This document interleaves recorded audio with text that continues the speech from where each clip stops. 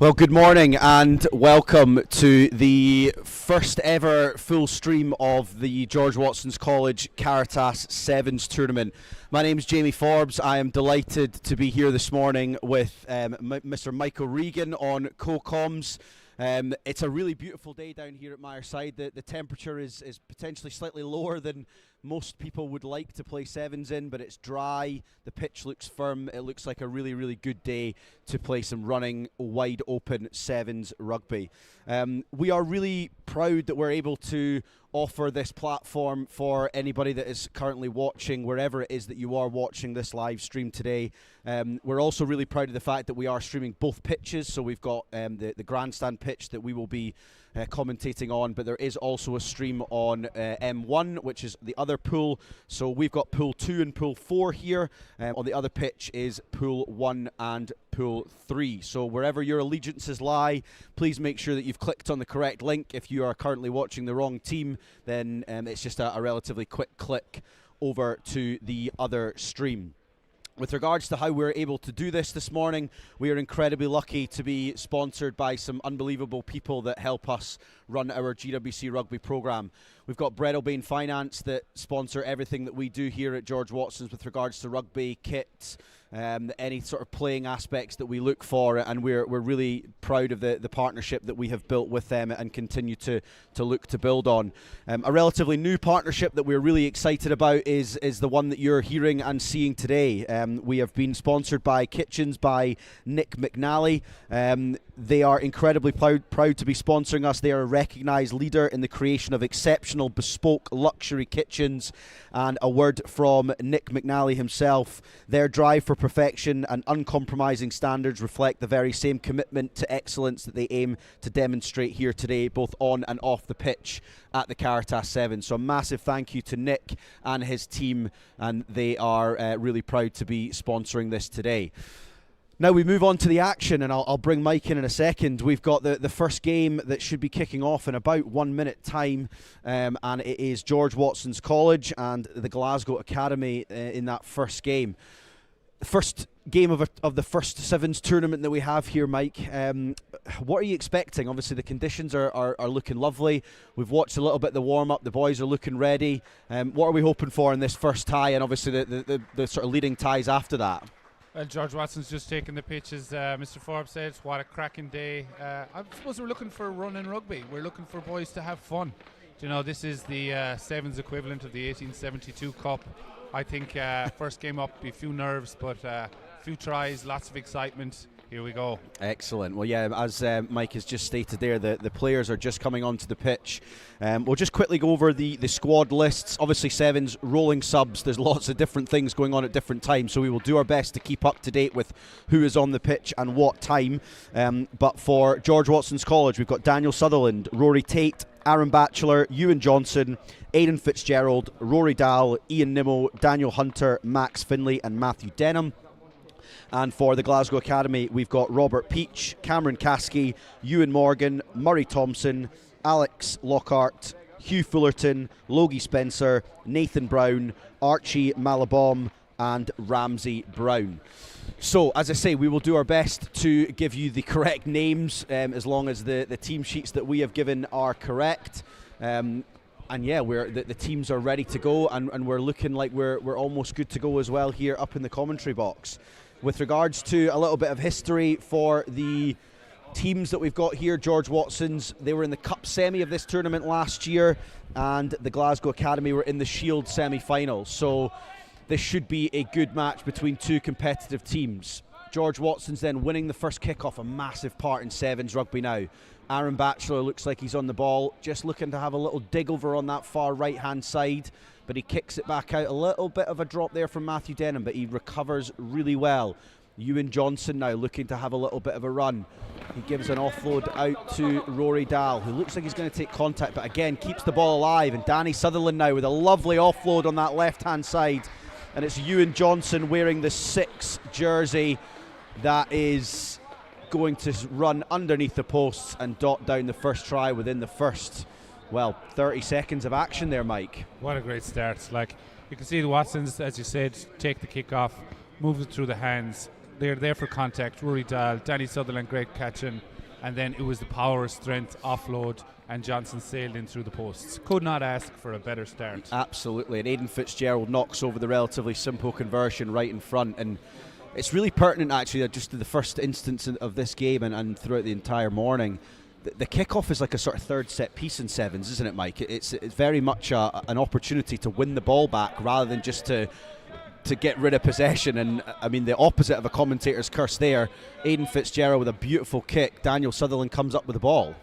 Yeah, I think it's you see that in the international game now as well. It's like you need to be winning your set piece. You need to be challenging in the air. Oh, what Matthew a break Denham with Matthew a Denham. beautiful step. He is gone. Say good night.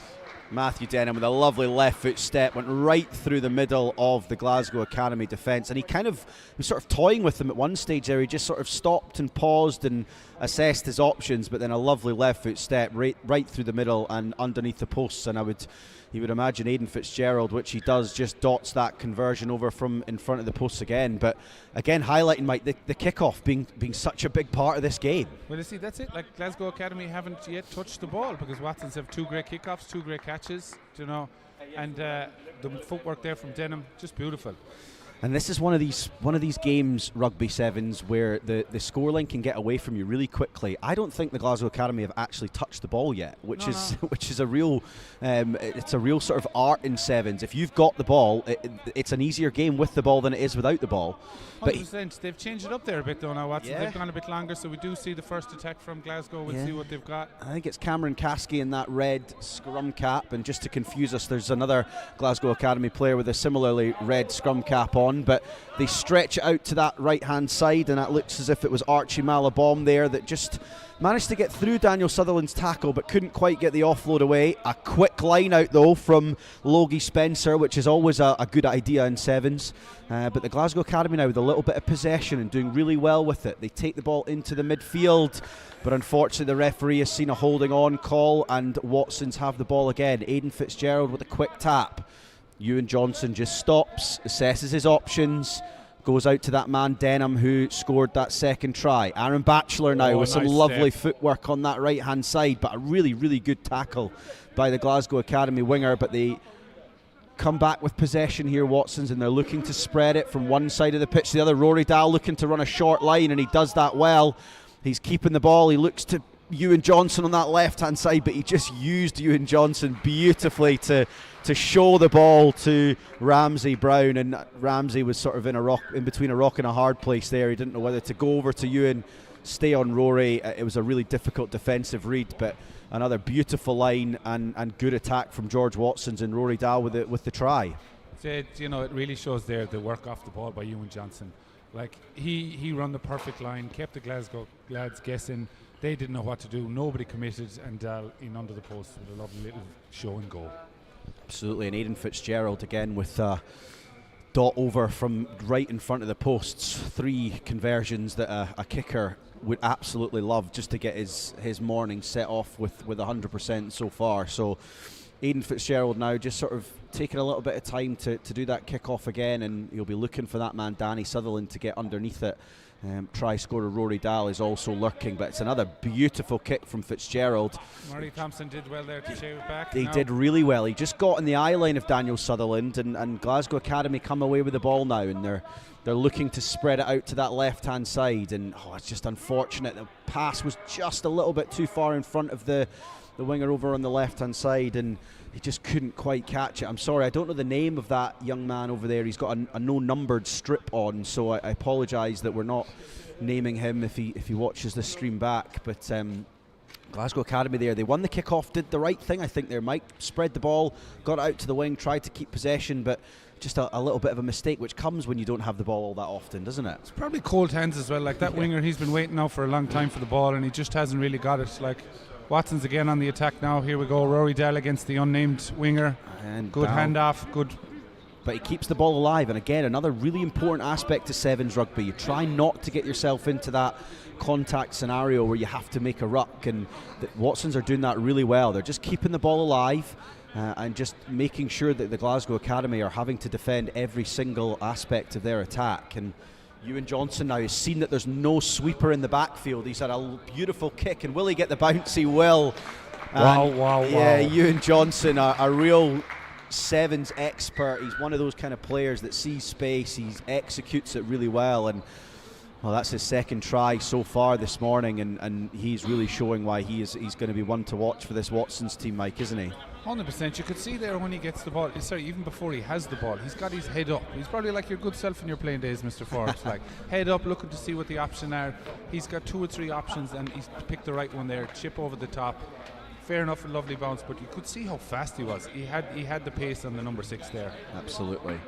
And all conversions made from all 4 of the tries so far. Sorry, 5 of the tries so far. So Watson's with a pretty sizable lead now. There's a few tired bodies out there from both the Watsons and the Glasgow Academy side, but they go again. Aidan Fitzgerald again with a lovely restart, but Murray Thompson takes it excellently well, and the Glasgow Academy now are looking to attack. And I think that's Cameron Caskey just in the middle there, who's surveying his options, but again just another unfortunate guddle there from Robert Peach. But that brings us to the half time, and George Watson's with a 28-0 lead at the moment, and yeah, if my memory serves me right, Mike, the Glasgow Academy haven't really been in the Watsons half, which is a real testament to the kick-off skills of Aidan Fitzgerald, but also just the way that Watsons are managing to keep the ball alive, retain possession, and score when they've got opportunities. Yeah, it's fair to say, like, Glasgow have done reasonably well defensive. Murray Thompson has been cracking in the air. Caskey is doing his best, but I think it's just Watsons have that combination of both strength, power, speed, and obviously with Johnson pulling the strings in the middle, they've done really well. They're good for the 28-0 lead, and I suppose, as you said, momentum gets away from you in sevens, and it's a fair reflection of the half. Absolutely. And just as we break now, we go down to Ruben Philp, who is with our Director of Sport, Mike Leonard, just with a quick word on the morning so far.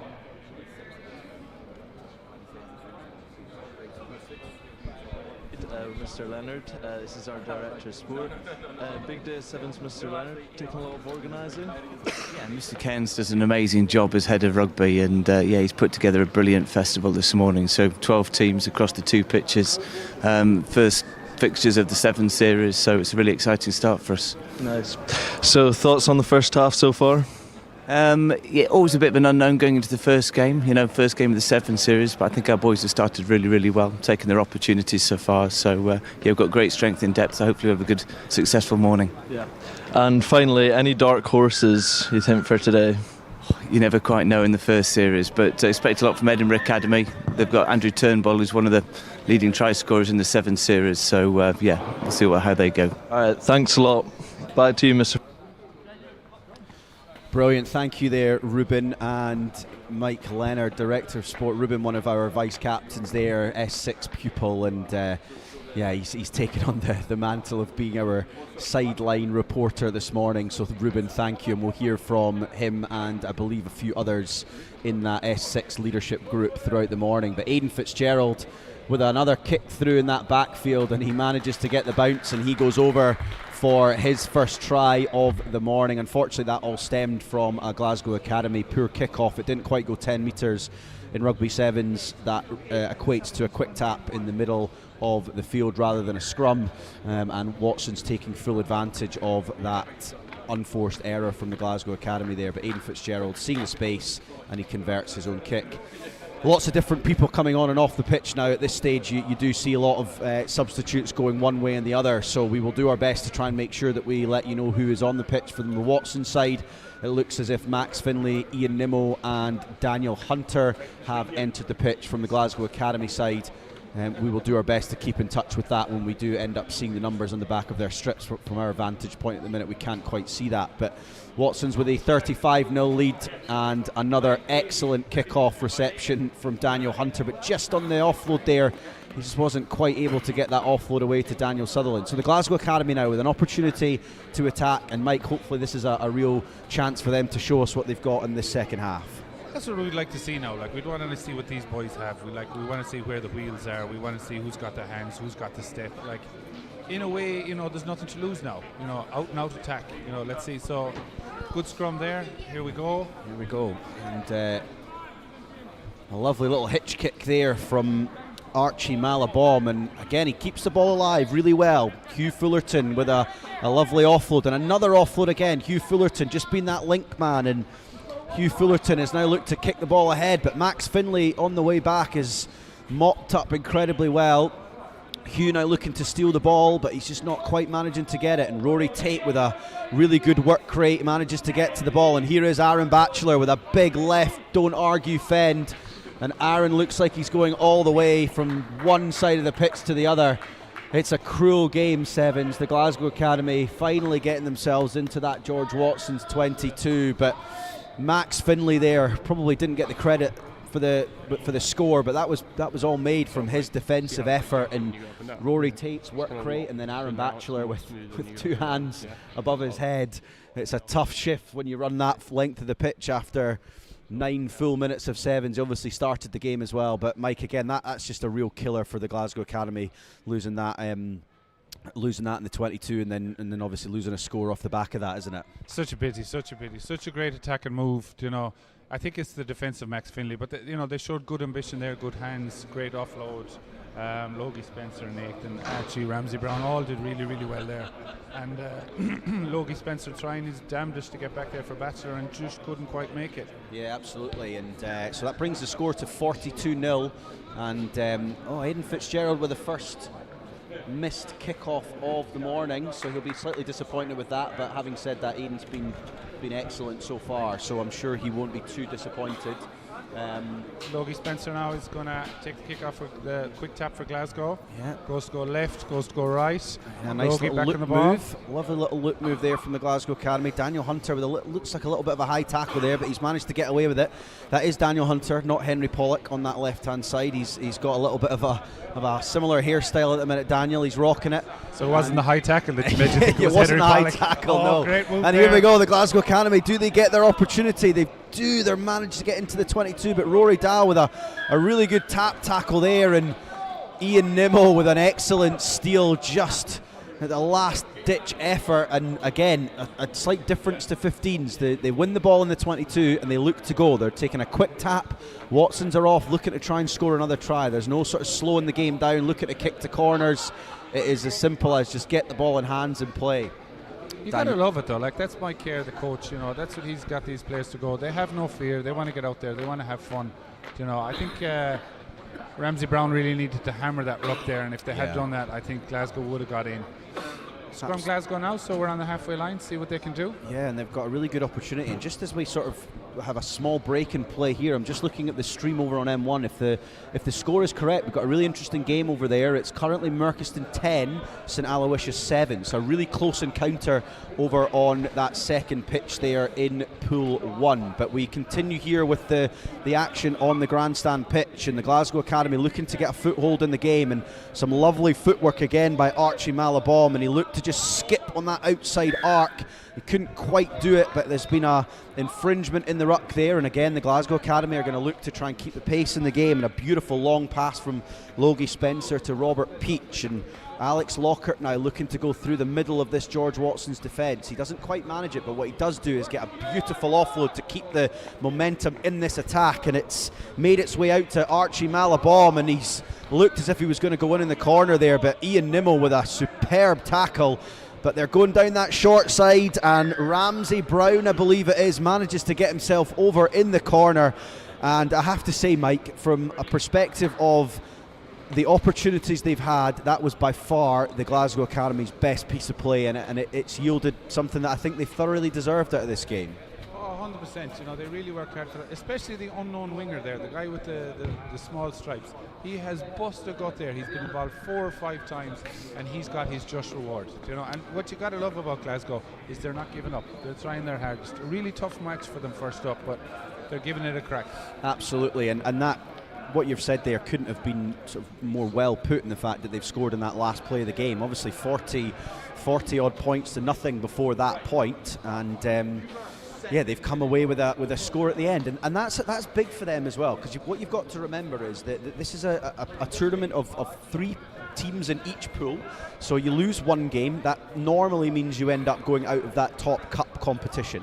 However, The next game for the Glasgow Academy will be a big one for them. So they'll be playing George Heriots, and for them that will then determine if they beat George Heriots, or if Heriots sort of end up whatever result they go with Watsons. It'll end up who goes into the bowl and the shield competitions, and obviously from that perspective, that's big for the Glasgow Academy to make sure that they get really something out of this tournament. So really well done to them. George Watsons with an excellent first start to the game, and Mike Kerr, coach, will be really pleased with how he has started the game. We're looking to go down onto the sideline with another one of our sideline reporters, and we've got Luca Anderson with Ewan Johnson. And we'll just head down to Luca now. Right, hello Ewan. How did you find the game just there against Glasgow Academy? Really good. It's really promising to see the boys. It was a great start. Yeah, really happy with it. Are you excited for the games to come and the players you have in your team? Yeah, I mean, we've got great depth in the squad this year, so really looking forward to it, and I think it's going to be a good test. Good. Thank you, Ewan. Well played. Cheers.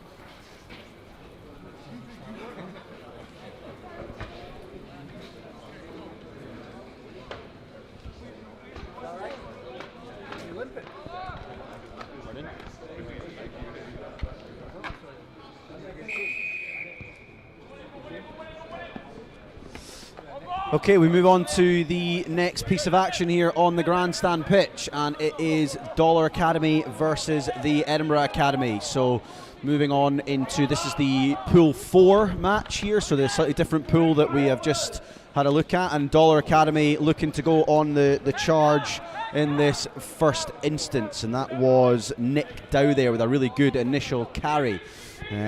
We will give you up-to-date team lists when we get a chance, but we've just managed to get them up in the commentary box right now, so we'll describe the action and get to that in the next few moments. But Dollar Academy here keeping the ball really well. Lewis Easton, it looks as if they're on that right-hand side, but that pass just died just before it got to his counterpart over there on that right-hand side, so it is going to be a knock on there from Dollar, and Edinburgh Academy will get the ball. So I'll do my best to go through the team lists quickly here. For the Edinburgh Academy, we've got George Barlow, James Toner, Chris Mill, Theo Murray, Jock Laurie, Oscar Forrest, Hector Laurie, Rory Hamilton Hill, Weems Henry and Freddie Murray. And for Dollar Academy, Lewis Easton, Nick Dow, Finlay Keach, David Johnson, Dylan Kelly, Hamish Lamont, Alex Tinch, Hamish Mackay, Alfie Allen and Max Gillespie. So, Edinburgh Academy here with a nice attacking opportunity off this scrum, and they run a little set play there with a runner on a down line, and then they look to get it out to their speed man there, Chris Mill, but he's taken down excellently well by Hamish Lamont, but they recycle the ball well, and they're looking to spread it again over onto that left-hand side. Number 14, Theo Murray, with a beautiful little break, and he makes his way to the sweeper there, but it looks as if it was a high tackle. It was, and they're going to take a quick tap, and Dollar haven't quite managed to retreat back 10, but the initial pass wasn't quite there, but the referee saw what I was seeing, which is rare, let me tell you. But we have got a penalty there for not quite going back 10, and Edinburgh Academy starting off here really well, Mike, haven't they? Do you know what? This is a much more physical game already at the start. You know, there seems to be bigger intensity here, and we've had great defence, but EA are surely in here. Oh, great tackle, great tackle. Excellent tackle there. I mean, EA have got a metre to go, and they make that metre with the initial, after the initial little burst there. So a really good start from Edinburgh Academy without the ball in the first instance, but then with the ball in the second instance there as well. So just bringing you an update for the tournament in general. We are, let's see, Watson's there with a 42-5 win against the Glasgow Academy in Pool 2. over the road on M1 in Pool 1. We had a Merchiston win 29-7 in the end against St Aloysius. It was obviously relatively close at 10-7 when I reported that to you just after the half-time break of our match here over on the Grandstand, but Merchiston there managed to a couple of quick scores and that pushed the scoreline out to 29-7. So Merchiston and George Watson's were the first two wins of the morning, but here Edinburgh Academy go with a slightly deeper kick-off than we saw in the first match. Well taken by the Dollar Academy, Lewis Easton, and Dollar Academy now are looking to spread the ball out to this right hand side, but they've just, unfortunately, another one of those passes that just dies before it gets to the player, and unfortunately that was Nick Dow that just couldn't quite handle it. But we can hear Andrew Turnbull, Edinburgh Academy's coach, on the sideline just sort of telling his players to be patient and stay together. And if you don't know Andrew Turnbull, a coveted sevens player, one of the most ever try scorer for Scotland. I believe he's got 118 tries for Scotland. So if there's anybody that's going to be telling you anything about anything to do with sevens, certainly in this country, Andrew is the man to be listening to. So Edinburgh Academy here, off the back of that scrum, have obviously listened to Andrew, and they go over under the posts after another nice little setup there from the scrum. I believe that was Jock Laurie that went over under the posts. Mike. Start, what a great name, Jock Laurie. Well done, right? Love that. And Turney, I think probably EA's best ever acquisition from St Leonard's. Remember, went up to St Leonard's for a bit of cricket with Turney once. What a top guy. You can see his influence on this team. Do you know what? EA will be thereabouts come the end of the day, as will Murky. What a result for them against St Aloysius. Yeah, I totally agree with you there. Edinburgh Academy looking very good at the minute, and the conversion popped over by Jock Laurie there as well. So 12-0 for Edinburgh Academy after just over sort of 4 or 5 minutes there, but another great kick-off from that man, but it was just knocked on by the Dollar Academy player Oscar Forrest. Yeah, Oscar Forrest just not. It looked as if he just had somebody jumping his way just as he was about to catch it, and they're always the most difficult ones. It's not necessarily the hang time or the sort of the way that the kick is. It's just if somebody gets in your way just before you do it. But Edinburgh Academy now, a similar sort of story to that first game of the Watsons game. They've been in the half of Dollar Academy. They've made taken their opportunities, and they'll be looking to do the same here again, Mike, with a real sort of stretched line over on that left-hand side, looking like. 100%. Like this is the perfect attack at angle. Like scrums play a huge part for a restart here, and this is ideal now. They'll have the Turney playbook. Where are we going to go? Here they go. The Turney playbook is out. A little wraparound. Oh, is that the Johnny Sexton Turney loop? The Irish Johnny Sexton there, Mr. O'Regan, just sort of going back to his roots there. But Edinburgh Academy are doing really well to retain the ball, and number 9, George Barlow, just sort of scheming there in that midfield, and he's managed to find a little bit of space and give the ball to Theo Murray, who then gives it to Jock Laurie, and now there's a 2-on-1. Andrew Turnbull on the sideline barking, go, and number 11, Chris Mill, listens to him, but he's unfortunately tackled really well in the corner there from the Dollar Academy player. Can't quite see the number on his back, but tackled him really well. A ball in all tackles, Nick as Dow, they used maybe. to say. Was it Nick Dow? A ball in all tackles.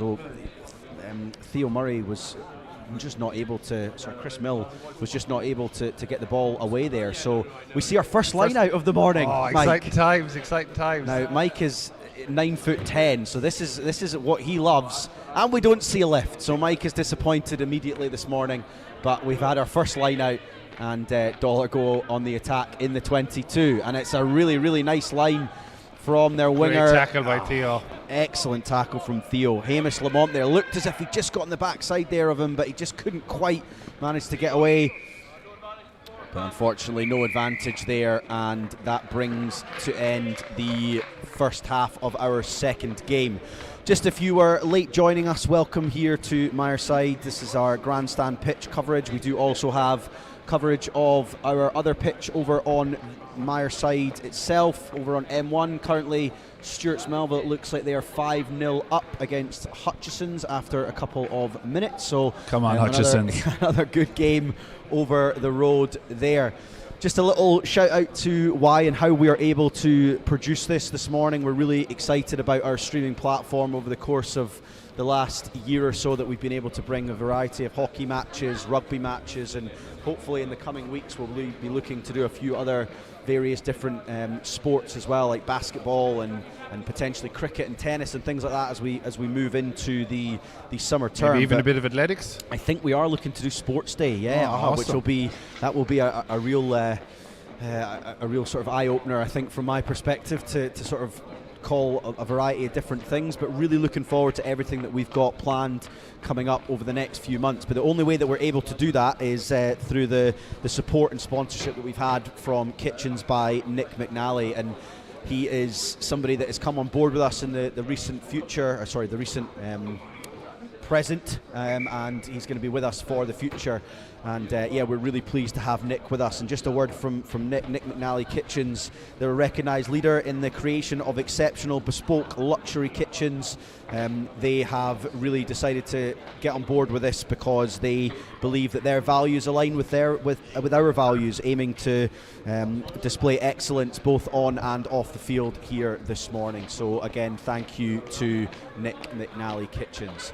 Well, Mike, an interesting encounter we've got here. Dollar haven't really got a foothold in the game yet. Edinburgh Academy have done really well, kept the ball, defended really well. It'll be an interesting second half just to see whether Edinburgh Academy can keep this going or whether Dollar will sort of try and get a little bit of a foothold in the game. Well, Dollar have a good heritage in sevens. I remember they won the plate at Roslin a couple of years ago. Like one try from Dollar and it's game on. 12-0, 12-0 is a very easy lead to bring back in 7 minutes of rugby. So again, Absolutely. We've got a great line out from the Dollar Academy. Can they go from their 22? Let's have a look. Having a go, aren't they? And you're very astute to mention the Roslin Park Sevens tournament. So there are 3 teams, I believe, in this competition that do go to the coveted Roslin Park Sevens tournament in sort of the end of March. That's sort of, I guess, the week beginning the 21st of March, I believe it begins. So Dollar Academy are one of those teams, George Watson's College the other, and Merkiston Castle are the third team in this tournament. I believe there are a few other Scottish teams that do go, but they're not at this festival at the moment. There are actually 4 tournaments just before that Roslin Park Festival. We've got this one. We then have the Golden Acre Sevens at Heriot's. But just I'll break there because a superb break from the number 11, Chris Mill. Just a hand off in the midfield, and he goes over in the corner for another score from Edinburgh Academy. And they're just making their dominance really show on the scoreboard at the minute. That's such a pity there because Dollar were doing really, really well, good build-up play, and just switched off there in defence slightly, and Chris Mill in the corner. And now the lead is kind of stretching. It is a little bit, and Dollar will be hoping that they can really get some form of impetus in the game in the next minute or two. If they don't, as you say, Mike, the scoreline could start to balloon a little bit. There's a few changes coming onto the pitch here, so we'll try and keep up to date with them as they come and go. But yeah, as I was saying, the Golden Acre Sevens, then we have got the Sevens at Glasgow Academy and High School of Glasgow. There is then also the Dame Allen Sevens, which is a Sevens tournament down south, and then we've got the Roslin Park Festival. So sort of five weeks of sevens at this time of the year. It's a really nice change of pace for a lot of these players. Obviously a very different demand for a lot of them, but here go Dollar Academy.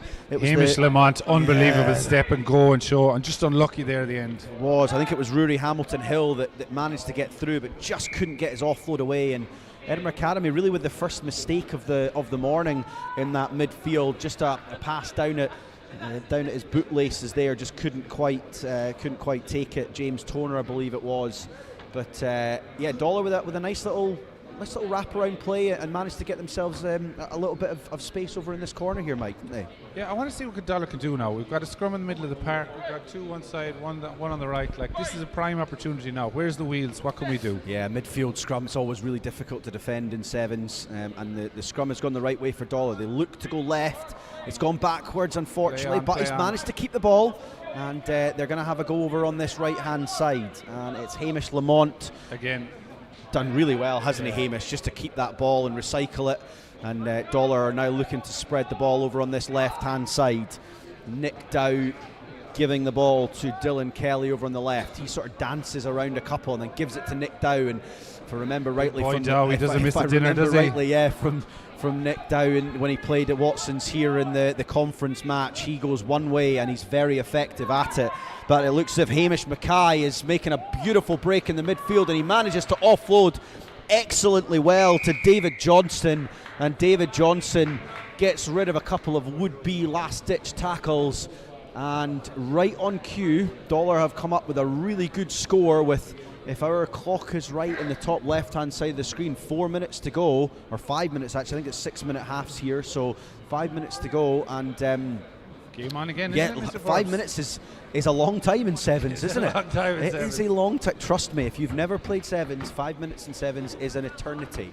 So Dollar will be really pleased with that initial, and they've taken a quick kick-off, which was Finn Russell, Darcy Graham-esque, other than the execution. But they've done really well here. Dollar have managed to get the ball back, and they're going to go to work. If they can get another quick score here, Mike, this could get really interesting in the last 3 or 4 minutes, couldn't it? It's do or die time now, as you said. Let's see what they've got. They're keeping the ball. You can see their patience. They're looking for their moment. And they're giving Hamish Mackay now on the ball. He's probing, and he's done really well. It's a 3-on-2 opportunity now if they can just drive at that final defender. But Dylan Kelly's decided, no, I'm going to go back the other way, and there is another opportunity here. We've got a 4-on-2. Finlay catch. That man Nick Dow giving it to David Johnson, the try scorer. Oh, and some bounce there. Beautiful little Bosch over in the corner there. I'm not 100% sure who it was, but Nick Dow get himself into that scrum half position. Hamish Mackey out here now on the wing. Can he get it? Here we go, and it's look Hamish Lamont just standing here. He's surveying his options, and he puts the hammer down. He's off. He's Get rid of, where's the support? really well, but what a superb tackle from Too Theo late, too Murray late. with an outstanding tackle. And we've got a holding on penalty, and Edinburgh Academy just relieving the pressure. But again, Edinburgh Academy were looking out on their feet there, and it's just the thought process in sevens is to not stop, and they've not. They've taken a quick tap, and they're off here. And Chris Mill, who has been excellent so far with a kick through, he's managed to pick up his own kick. He's made it all the way to the try line, and he's got it down. And that is an absolute killer for Dollar Academy. They were really probing, looking to make that score that would have got them back into the game, but 10-point swing there. it really is a 10-point swing, and I have to say I think Chris Mill's been excellent so far today. Definitely Edinburgh Academy's best player out there. I think so far he has been outstanding, and that just showed his pace, the ability to kick through, and then the ability to pick it up. It's not an easy skill when you're running at full tilt and that rugby ball is bouncing in all different directions. That's a good nudge there, isn't it? Great nudge. The cultured left foot there. Think that was Jock Laurie. It was Jock Laurie. So a 24-5 now, and a couple of minutes to go here, and Dollar will be a little bit despondent after that. Mrs. Laurie will be happy with the two Laurie boys, Jock Yeah, and I Hector. believe they're twins actually, if I can remember from my notes previously in the game, the conference game. I think they are twins, so both of them on the pitch here. And Dollar Academy have got an opportunity similar to the Glasgow Academy in the last game. There can't be long left here, maybe a minute maximum. They've got an opportunity to try and stamp their authority again on this game in the final play, and they will give it everything. Bob McKillop over there I see as one of the Dollar coaches. Bob was the Scotland Club 15 coach this year, so the pedigree on both benches, and looking good for that at the minute. Dollar Academy as they spread the ball out here onto this Mackey right on the hand ball side. now, Mackey out to with a Alfie Allen. Beautiful little in and out, and it's Alfie number Allen. 19 Alfie Allen, and he's done excellently well with a right foot step and another right foot step, and he goes over under the posts. And 24-10. If they could have only got that 2 minutes ago, Mike, that really, I think the complexion of this game would have felt a lot different. We did need Alfie Allen about 2 minutes ago now. Yeah, we did. That 10-point swing was just that bit too much, but a cracking game and EA worthy winners, I think. Was 24-12, I believe, the full-time score as the referee blows the final whistle to bring that to an end. And a good win for the Edinburgh Academy. They will be delighted with that, get the first win on the board. And Dollar Academy, again, they finished off well, which again, from a Glasgow Academy perspective previously, that's all you can look to do. If you've not quite managed to get the result you want, what you do need to do is make sure you build towards that next game that you are going to play. So Edinburgh Academy, they've got Robert Gordon's in their next match, and Dollar also have Robert Gordon's in their next match. So it sort of obviously swaps around there. But Yeah, Edinburgh Academy looking dangerous, and so are George Watson's and Murkiston with a good win. And just looking over at the live stream on the M1 pitch at the minute, Stuart's Melville are currently 17-7 up against Hutchison Grammar School, so another close-ish game, but one that could go either way. So we'll keep you up to date with that at the moment. Do you know, a big thing in sevens there, we've seen it there, is the scoring the try under the post. You can see the big points difference there, because a lot of tries just couldn't get it close enough to get those kicks over. Do you think points difference plays a big difference in this? Well, listen, it can do. It certainly can do. Obviously, with there only being 3 teams in each pool, if one team wins both games, they're obviously going to go into that cup competition. And then if one team loses both games and one team wins a game, then it sort of plays itself out. But if there are any sort of situations this morning where all the teams win one match, for example, or both teams win one match and one team wins 2, then it does go down to that points difference as to who goes into the cup, bowl and shield situations in this competition. So the points are absolutely key, and making sure, as you say, we get the kicks under the post to make it as easy as possible, really. So yeah, we move on to the next game. The games come thick and fast here at the Caritas Sevens, and we've got Heriot, so our first look at Heriot this morning, and also the Glasgow Academy, our second look at them. So this is the second match here in Pool 2. So just as Heriots are managing to build on this right-hand side, they've got an opportunity straight off the bat, and a 2v1, a beautiful pickup there from number 10, Thomas Edgar. And Thomas Edgar, within the first minute, goes over, and again, as we were saying, under the post, which will make the conversion much easier for him. Maybe not him that's going to take the kick, but much easier for them. And that looks as if it's going to be 7-0 within the first minute here of the second game in Pool 2. Mike, it was a lovely little move on that right-hand side, wasn't it? It was beautiful. You can see Heriots are here to play. They've obviously warmed up. They got it through the hands. Lovely step. And, great try.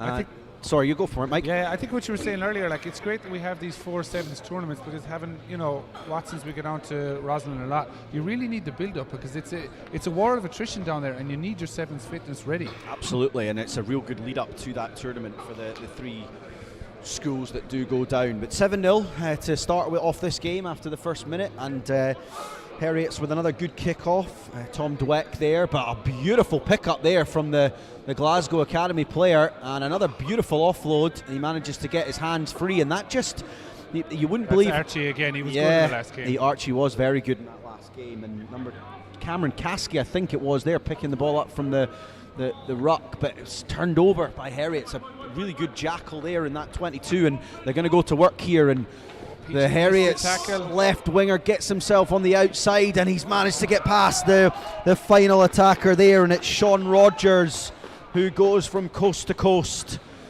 and that's another killer from Glasgow Academy there. They were on the brink of scoring themselves. A really good turnover. I'm sorry to whoever the Heriots player was that got it. I couldn't quite see from our vantage point, but an excellent turnover. 3 passes all the way out to Sean Rogers, and Sean Rogers showed that he's got a little bit of footwork and also got some pace, and he goes over under the posts. And Heriots decision to obviously keep this game going as quickly as possible is if you score under the post, you take the kick. So Sean's kicked his own conversion there. You gotta love that. They also seem to have quite a big squad. The numbers go up to 34. They must have got a good deal on the jerseys. Absolutely, I know.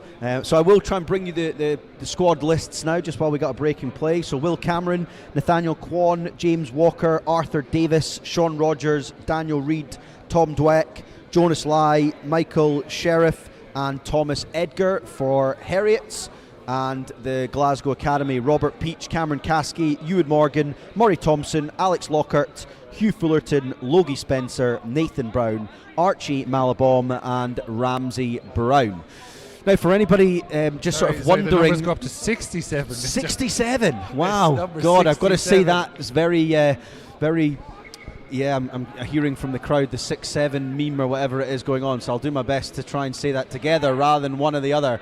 But it looks as if the Glasgow Academy are going on this right-hand side here. They are. Number 9, Archie Malabom, has managed to get himself through a couple of would-be tacklers. But there was only one person over that ruck there, and Heriots are working hard to get the ball back here, but they've not. The Glasgow Academy have got 3v2 here. Can they straighten up and get the ball into the corner? Number 3 with Morgan, a beautiful little step. dummy and step from Ewan Morgan, and he just used that would-be 2v1 situation there to create a little bit of his own highlight reel this morning, and he's done that excellently well. So really important try there for was. Glasgow. Like, we want to stay in this game. This is their cup final, isn't it? yeah, you would probably say that. These two, if they lose, obviously if the Glasgow Academy lose this game, then they immediately go into that Shield competition. So they've really got to. They've got to win this game. Heriots obviously have another game against Watsons in the next fixture for them, but the Glasgow Academy, as you say, if they don't win this, they're down into that bottom competition. So as you say, that is their final. For anybody that is a little bit confused and that's just turned on, the Glasgow Academy are in the stripes and Heriots are in the sort of blue V with a white V in the front, so relatively similar strips, but we will do our best to make sure we call the action correctly with the right people and the right names. But the Glasgow Academy managing to take the kick off well, and they've set the ball up. A little bit of an interesting scrum half pass, but again in sevens, anybody plays scrum half. The number on your back really means nothing in this game, especially in open play. But they've managed to keep the ball, and they've got a line-up here that they're looking to have a little bit of an attack from. Heriot's not defending with a sweeper, so there is opportunities on that back end. And the Glasgow Academy with a couple of excellent offloads have got an opportunity on that left-hand side. Just not able for the final pass to go to hand. And there was just a very small knock on there over on that left-hand side. But they looked threatening there, the Glasgow Academy, didn't they, Mike? They did, they really did. Like, it's good. I think they're missing a midfield general to look up. As you say, the space was in the back there. You know, you wanted Robert Peach or Ramsey Brown or some lad running on there with a good kick, you know. Unlucky, though. If they kept it in the hands, they were in there in the corner. But we're back to scrum time now. Heriots, what can they do? They're very like Watsons. They're going to go from here, I think. I think they are. I think you'll see that across the morning, is that there will just be an appetite to go at any stage, and 22, 5 metres out or whatever it is, we're going to have a go here. And right on cue, the Heriots 67, Jonas Lai has managed to get a good little break there, but the offload didn't quite go to plan. Again. Oh, Glasgow Academy with another little sort of messy pass just breaks down that momentum of their attack, but they keep the ball, and that is so important in sevens, making sure that you are the people that are controlling the ball and controlling the tempo. And here we have Ramsey Brown, as you said, just surveying his options. He did survey his options well, and Archie Malabon just couldn't quite take the offload. But Heriots now looking to do similar. They stop and go and pass out to the number 33, Daniel Reid. He now gets the left-hand fend going, and he manages to get a beautiful offload away, and a kick down that corner there by one of the 20s. It's either Arthur Davis or Nathaniel Quan, and he's done it beautifully. The kick, the pick-up, the skill was outstanding.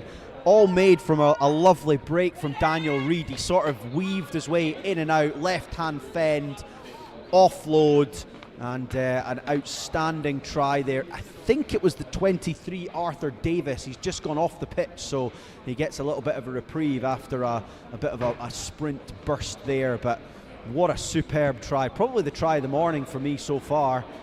Kick of the morning as well. What a nudge. Kick of the morning as well. A beautiful left-footed kick from the number 7, Tom Dweck. So that takes the score out to 19-7.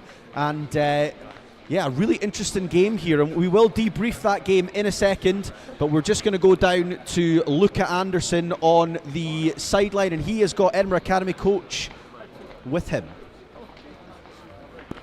How are EA looking today? Yeah, looking good. Good start. Just kept control of the ball in that first game. Got some crucial scores, and then just kind of kept them out at the end. So yeah, pretty happy with that one. Very good. Are you excited for the rest of the tournament? Yeah, it's great. It's so good to see these guys like cut loose. They work so hard all year, like all the teams, to just get a bit of space and chuck the ball around now. It's pretty good to see them in action. Yeah, that sounds really good. And are your 7 skills going to be replicated in this EA side? I think there's more skill in show than whatever I ever showed in my day. I just caught the ball and ran, so they're miles ahead of what I'm doing. I look forward to seeing that. Thank you very much. Thank you. Well, thank you there, Luca, and what a great insight there from Scottish Sevens legend Andrew Turnbull, and I don't use that term lightly. As I said, 118 tries for Scotland, represented Great Britain at the 2006 Commonwealth Games, so some outstanding ability there on the sideline that he's now passing on to the Edinburgh Academy. Mike? And living proof that good things come in small packages. Oh, I'm sure Turney will enjoy that one. And Turney, I'm laughing only because I only just are above you in the height category. But Turney, thank you for that. We really appreciate your insight, and yeah, well done again to Luca Anderson, another one of our 6-year leadership group here, one of the first 15 vice captains. You've heard actually from a couple there so far this morning, Luca Anderson and Angus Robson. They were playing last night for Edinburgh under-18s. Good win for them over Glasgow, yeah, very good win for them over Glasgow. So that regional programme is sort of going on in the background of these sevens tournaments. So a little bit disappointing that we're not seeing all of what the regions have to offer, but tell you what we are seeing is so good this morning, and we're really excited with some of the games that we've had. But here go the Glasgow Academy with their first kick-off. Didn't quite go to plan, but Murray Thompson managed to clean it up really well, but then he was well tackled into touch, and we've got our second formed line out of the game. Mike, this is your expertise. Will we see a lift? Will we see something that we've never seen before? Here we go. I think the Heriot guys are going to show me something beautiful here now. I think we're going to see something quite clever. 33 there in the pocket, ready to go. 3, 2, 1. Oh, I love it. A little dummy and to the front. How good. Daniel Reid there with the successful line out, and he'll put that on his stat sheet, I'm sure. And the Heriot's players now going to work. And it was number 10, I believe there, Thomas Edgar, that just made a burst in that midfield. The Glasgow Academy going really hard at the breakdown. They managed to sort of just mess it up for them there, but Heriots have kept the ball. Daniel Reid doing what lots of people do in sevens, which can be an interesting sight if you've never watched it before. Going backwards to just survey his options, to then look to see what was on, but unfortunately the person that he passed the ball to just couldn't quite hold on to it once he'd sort of made that first initial burst. So a really, really menacing position here for the Glasgow Academy, Mike, in that midfield scrum, isn't it? Right, this is game on now. This is what we need. I'm looking for Archie Mellibon, Ramsey Brown here. Like, we've got scrum. You could not be more centre. We've stacked the right-hand side. Yeah. Surely this is a playbook move. There is loads of space over on this left if we can get somebody going on that left-hand side, but they've really stacked the short side, as you say, and they're looking to just set it up. So whether they now look to go wide, and Alex Lockhart in the left-hand side is really hugging this touchline. And as I say his name, it looks as if the ball is going to come out to him, but they stretch it back towards this right-hand side, so they're keeping the ball really well. Murray Thompson crucial here now. And lots of hands on the ball. Alex Lockhart again looking to just make a bust through the middle. He does that. There's a Heriot's player over the ball, but he gets cleared out really, really well. And Logie Spencer with a lovely left-handed pass, and Cameron Caskey now looking to dart through the middle. And did he hold on to it? Oh, he didn't. He didn't. You could see he was wanting to offload, and he tried to hold on to the ball and just couldn't quite keep a hold of it on the ground. The ground is firm out there. The surface, I have to say, at this time of year is outstanding. Both M1 and the Myreside pitch. Big lifts up to the ground staff. They've done a huge job. Absolutely, they have done excellently. I can actually see our head groundsman, Craig. He is over next to the scoreboard, just in his little golf buggy, just surveying the grass, just making sure that every blade is the way that it should be. And yeah, just a massive shout out to Craig and his team, who put a huge amount of effort into everything that they do here at Watson's. But look at this, a kick from George Heriot that Michael bounces Sheriff the right way, and he's done so well there. Michael Sheriff, he manages to get the bounce of the ball. He puts the ball under the post, Obviously he's taking and his own kick. yeah, he will take his own kick and kick the ball back into the pitch here. No, he's actually been told that we've got ball boys this morning, so he's going to kick the ball back over to the Is that why we've advertising ball boys? boards. Is that why they're not allowed to do that? Well, they can do it. I mean, but because we've got the ball boys, we've got this sort of multi-ball system. So That wasn't a great kick by Sheriff. No, oh, Sheriff, he's just managed to sort of slice that kick. It's hit the post, but like somebody shot the Sheriff. yeah. Oh God, the dad jokes are just really rife up here in the commentary box. But yeah, a big shout out actually. I'm just going to give a shout out to some of my my S6 leavers. They're currently in the East Cup semi-final. I've got a few of them up here with me in the commentary box, and they are helping this morning with the ball boys and the scoring. And as you can see on the QR code, if you are in and around, there's a score Excel spreadsheet that's all happening. I've got a few of them helping out here, and they're really doing their bit for the George Watson's programme. And yeah, an excellent win for them on Tuesday night against Peebles in the East Cup quarter-final, so they've made their way into the semi-final, so that's why they've got the morning off. But there's never a morning off for these boys. They're keen to help, and here they are. So thank you to all those boys that you'll see around, just making sure that there's balls on the pitch. The scoreboards are updated, but Heriots are really going to work here. Arthur Davis with an excellent little break there, and James Waller manages to get the ball after that. But Glasgow Academy, with a beautiful steal, and then a knee shin foot kick, which was, I mean, listen, it worked. It was a different style, but it's got the desired effect, and the Glasgow Academy now have got an opportunity on this right hand side.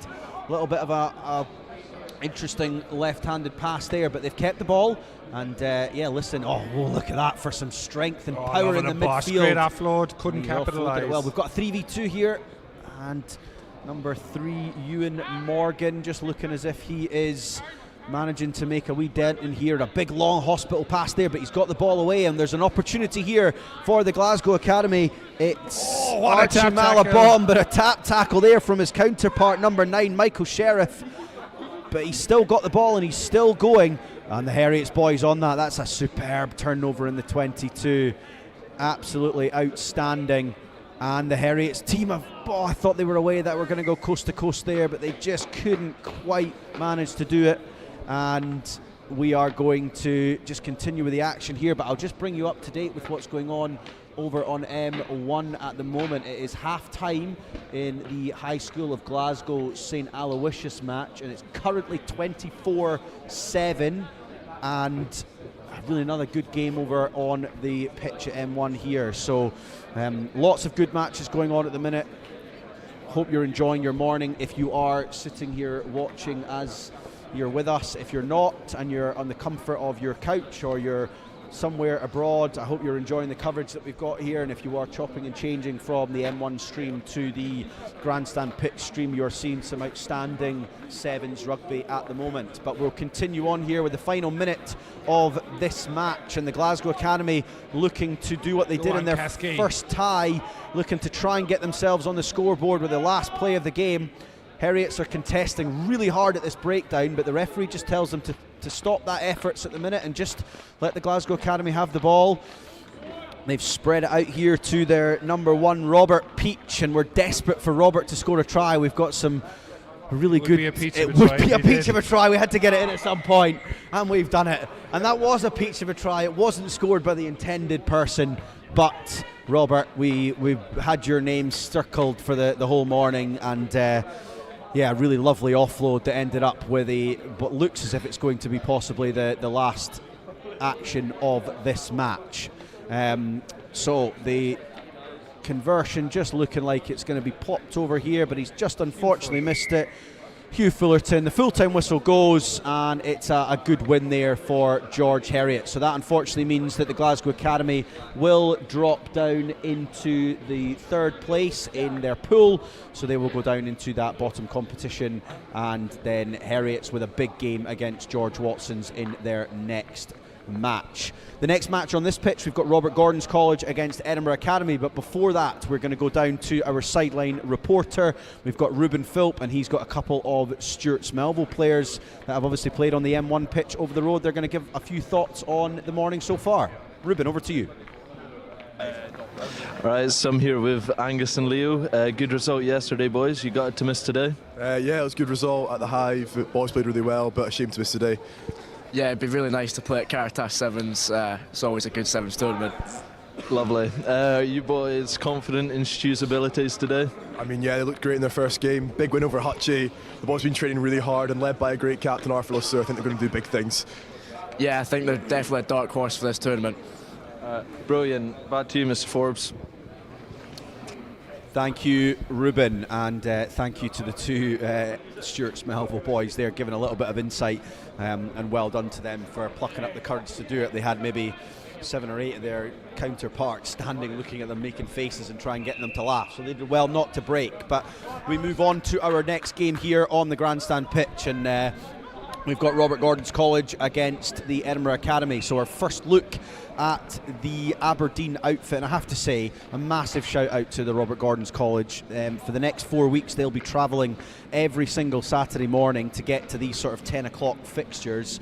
They're normally the sort of last fixture on each pool, just to try and give them a little bit of travel time, but I have to say we've got to give them huge props and credit. Some of these boys will probably been up at 5:30, 6 o'clock in the morning to get down here. So they'll be ready for their dinner by the end of it rather than their lunch. But here they go, and we'll quickly go through the teams as we have a little bit of a break in play. The Edinburgh Academy squad, as we have seen them already so far today: George Barlow, James Toner, Chris Mill on the ball at the minute, Theo Murray, Jock Lawrie, Oscar Forrest, Hector Lawrie, Rory Hamilton Hill, Weems Henry and Freddie Murray. So as we go on here, we'll just describe the action and then get on to the Robert Gordon's team. But it was number 4, Harrison Smith, who's managed to do a really good defensive effort from that kick through, and Robert Gordon's now will go to work, and they are just spreading the ball to their left hand side. Number 6, Magnus Buchan, just getting his hands on the ball early, and a good retention of ball here. They're now spreading the ball over to this right hand side with some slick handling. They've got a 2v1, and the final pass just hasn't gone to hand, unfortunately. I think it did go forward, and then it also was guddled in the corner there by CJ Ofodi. But Edinburgh Academy now with an opportunity to go to work, and there is a little bit of space in that midfield, and well tackled, but Edinburgh Academy keep the ball, and it's that man Jock Lawrie who just sizes up what he sees, and number 12 Oscar Forrest now looking to have a little go, and they're sniping round the breakdown. The pick and go, a tactic that is a little bit of a different one for Sevens, but they've found a little bit of space, and oh, look at that, a little 1-2. Beautiful little 1-2 there from George Barlow, and I think it was Oscar Forrest. But that was excellent. Little inside-outside, second touch in the ball, and a good start from the Edinburgh Academy, Mike. It's a pity because Robert Gordon's, I think this CJ Ofadi, I think he's got a bit about him. I think if he got that ball, he was gone. But like you could see from the EA, there was no respite. Every single, there was offloading from the rock, pick and goes, just no stop, and just the pressure finally told, and it was a beautiful try. The Absolutely. EA boys are here to play. They absolutely are, and just a little bit of insight from the other pitch on M1. St Aloysius just breaking away there on the right hand side for a score. A couple of minutes left on that game, but High School of Glasgow are up at the minute 31-7.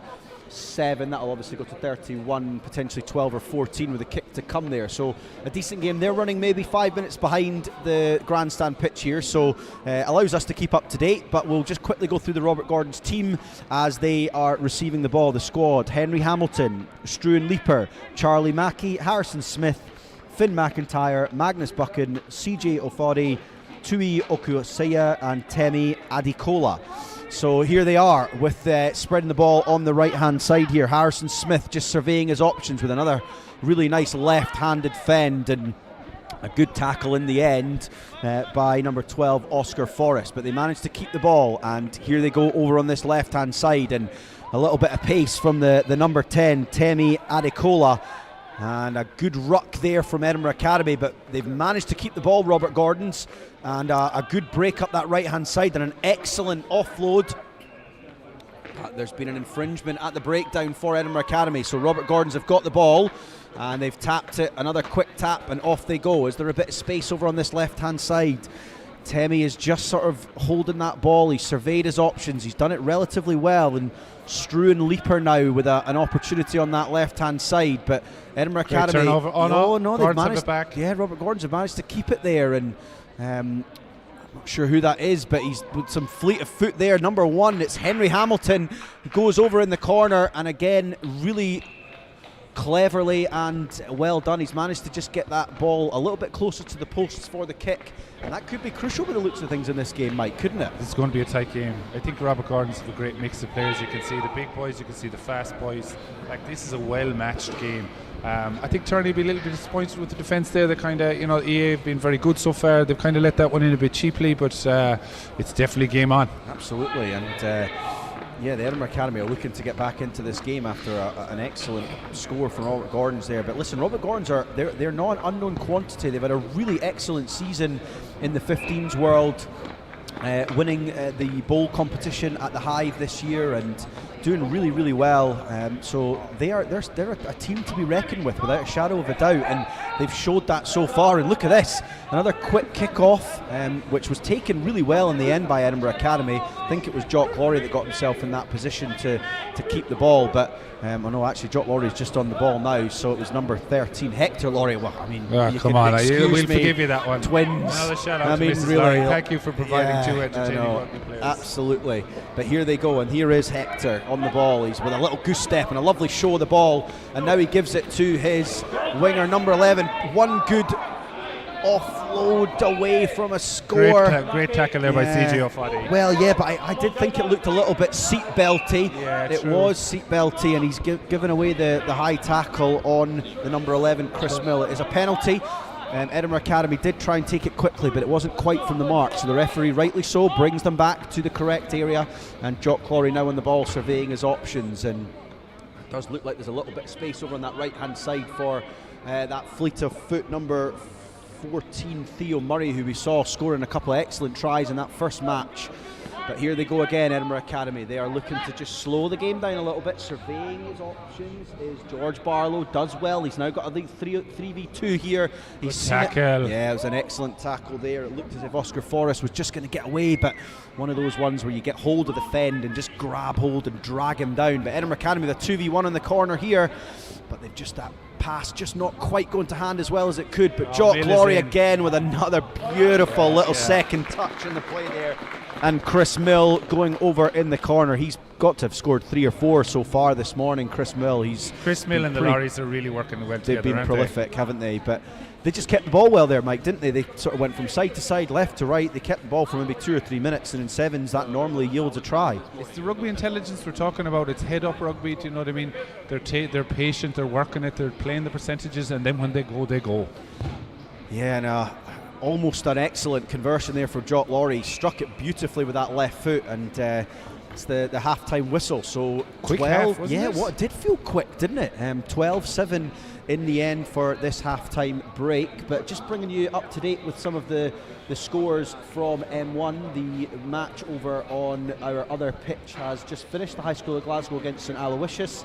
A good win in the end for the High School of Glasgow, 31-14 over the road there. So Pool 1 shaping up nicely with a win for Merchiston and High School of Glasgow. So that it will be a final match against both of those teams in Pool 1 to see who ends up in that cup competition.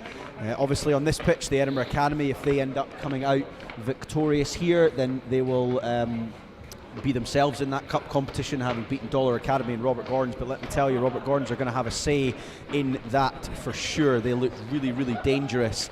In Pool 2, we've got George Heriot's and the Glasgow Academy coming. Sorry, that game has just been, hasn't it? So that fixture needs to be updated on our spreadsheet to make sure that everyone's up to date and we know what's going on.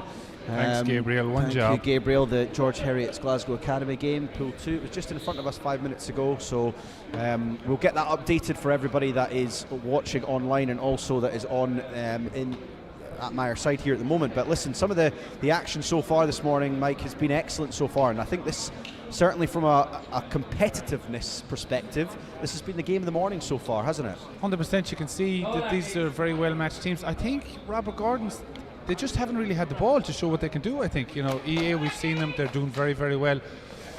I think Robert Gordon's need to get their hands on the ball and show a bit more patience, a bit more rugby intelligence. Right, we're off here now again. Great kick off.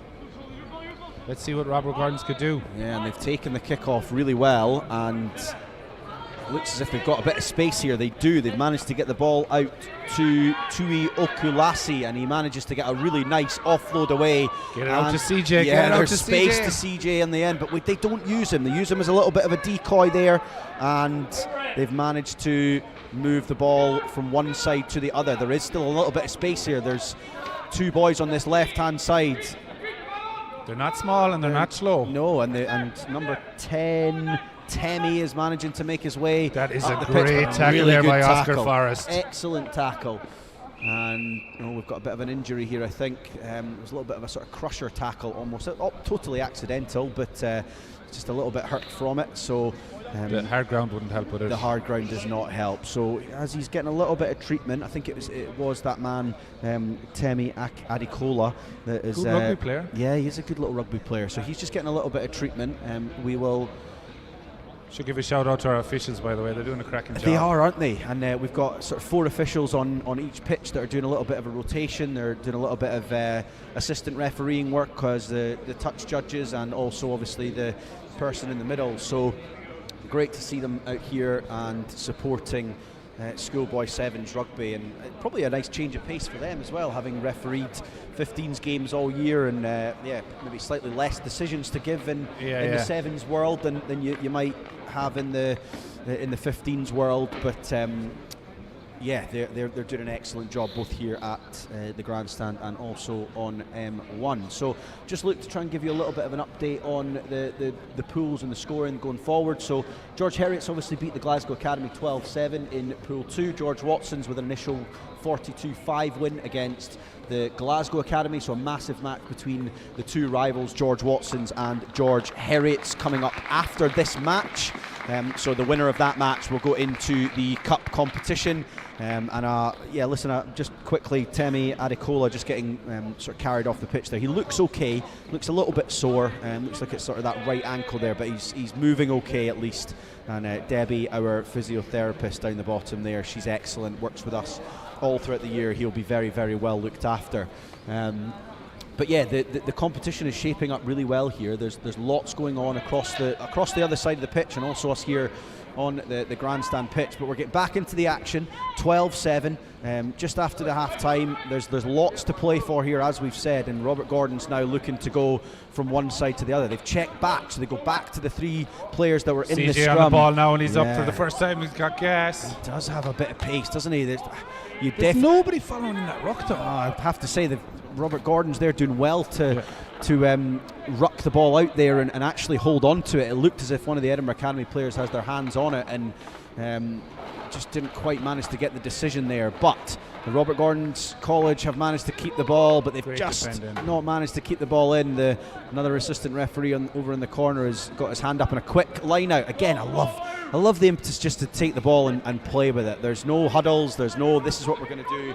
Get the ball in, get the ball out. And here go the Edinburgh Academy now over on this right-hand side, the stand side, as we are looking at it. A beautiful pass there from the number 9, George Barlow, off the base, and Jock Laurie with, I believe it's his twin brother, Hector Laurie, and they've linked up beautifully well there with another little Johnny Sexton style loop play, a kick through, but really well defended by the Robert Gordon's player, who's managed to get all the way back, and a pick up on that blind side from another one of the Robert Gordon's players, and he's going. I'm not sure he's going to have the pace. He looks like a second rower, but he's doing really well. Smith, I think. Harrison Smith, got to get with he's him? got tackled brilliantly well. Harrison. The offload was excellent. The Robert Gordon's players are out on their feet. They're asking for the ball. There is a cross kick that's been sent over to CJ. Bounce of the ball, just couldn't quite get it. But this is sevens rugby. I wouldn't be surprised if Edinburgh Academy now look to go the length here, and they've got another fend here from Forrest. number 12, Oscar Forrest. He gets the ball away to Weems Henry, and he steps back on the inside of Henry Hamilton.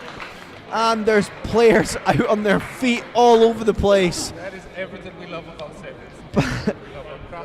Crossfield kick. Harrison Smith's offload for about 20 yards away. Outstanding. I mean, I'm tired just talking about it. These boys are playing it, and I mean, this is why sevens rugby as a product is just brilliant, isn't it? I mean, we've seen every bit of the rugby playbook there, from left-handed passing, right-handed passing, offloads, rucking, kicking, tackling, fending, you name it. The rugby playbook, as I said, was out in force there. So absolutely outstanding try from Edinburgh Academy. But I have to say, Robert Gordon's unlucky, really, not to go ahead and score there. But I think it was either Theo Murray or Chris Mill that made that last-ditch tackle. Apologies if it was not one of the others, but excellent work there, and yeah, really good. But CJ, he's been one of the thorns in this Edinburgh Academy side, and he's been held up here, so I'm not sure as if he's going to get that ball back. He's not, unfortunately. It was a good defensive effort there from the Edinburgh Academy. They marshalled them well there, 3 players. They know that CJ's got gas. They know they need to stop him at source, and they did that very well. Yeah, they did marshal him well, and one of the Edinburgh Academy boys just getting subbed off there. Not sure who it was, but number 15, I think it was. It was the try scorer, Weems Henry. Weems is absolutely out on his feet and needed to get sort of decided that he needs to come off the pitch there. So Weems, definitely the last act of the match for him was a positive one. 10-point game now, 2 minutes, still here. That was a huge pendulum swing though. That was, it really was a massive pendulum swing, and the Edinburgh Academy, you would imagine here off this left-handed scrum, there'll be 2 thoughts here for them. They'd either be looking to score and just really put the game to bed, but the other sort of thought process that I'm sure Andrew Turnbull, their coach, will have said is can we just kind of keep hold of the ball? As I say that, they kick it away. No, mate, I'm not buying that. Turney is an out attacker. Yeah, he wants that. He wants his winger Chris Mill to score another 118 tries like he did for Scotland. And Chris Mill again, who has, to be fair, I've mentioned it a couple of times, has scored 3 or 4 at least so far, and it was a lovely kick from the number 8 Rory Hamilton Hill.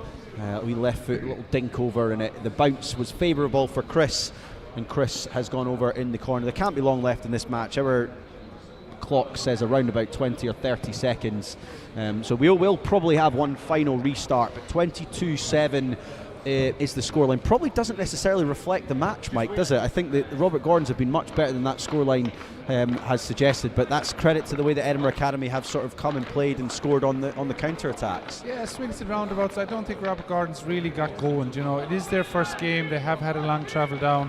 The A team is very balanced. Mill, the Murrays, the Lorries. They're just such a good team, and they're such patience. You can see Turney's been coaching these boys well, and I think they're going to be thereabouts in the next 3 tournaments. I agree with you, and there is one of the Lorries, Hector, I think it is, that has just weaved his way in and out, then he dinks the ball through, and is it that man?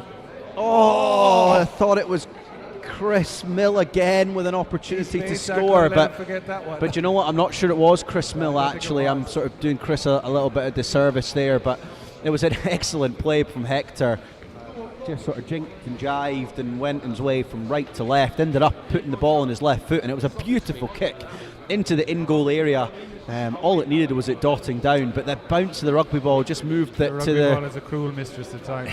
It absolutely is. It just sort of bounced to the right-hand side of the Edinburgh Academy player, and he wasn't able to put the ball down onto the ground. But what an outstanding little effort there from Hector Laurie. Him and Jock, I have to say, so far they've been really impressive. Players that are getting with this pitch so far. Yeah, I would agree with you, and Chris Mill obviously on the end of everything as well. So Edinburgh Academy, really, as you say, they're looking as if they're potential favourites for this Caritas Sevens so far. But Robert Gordon's again showing us what Sevens rugby's all about. We've just had a player run from behind his in-goal area from one side of the pitch to the other, managed to get around 3 or 4 of the players, but a great tackle from one of the Edinburgh Academy players once he did finally end up looking to offload the ball. But a super kick again, and I think it was that man Harrison, but CJ just couldn't manage to keep his feet there, but here he goes, and he has got some pace on that right hand side. But what an outstanding tackle from the Edinburgh Academy fullback. And you wouldn't be surprised the way that this game's gone, the Edinburgh Academy might end this game with a final score, but you would we can dispel the myth that Turney told them not to hold I was about to say, will they just kick the ball out? But no, Andrew Turnbull is not one of those coaches. He'll just say to them, play, go and have a go. And there's that man Hector Laurie, and I have to say he's been excellent so far, and it is the number 8 Rory Hamilton Hill who was the provider with the previous try with his little chip over the top, but he becomes the scorer and he converts his own try, and the Edinburgh Academy there with a convincing win in the end.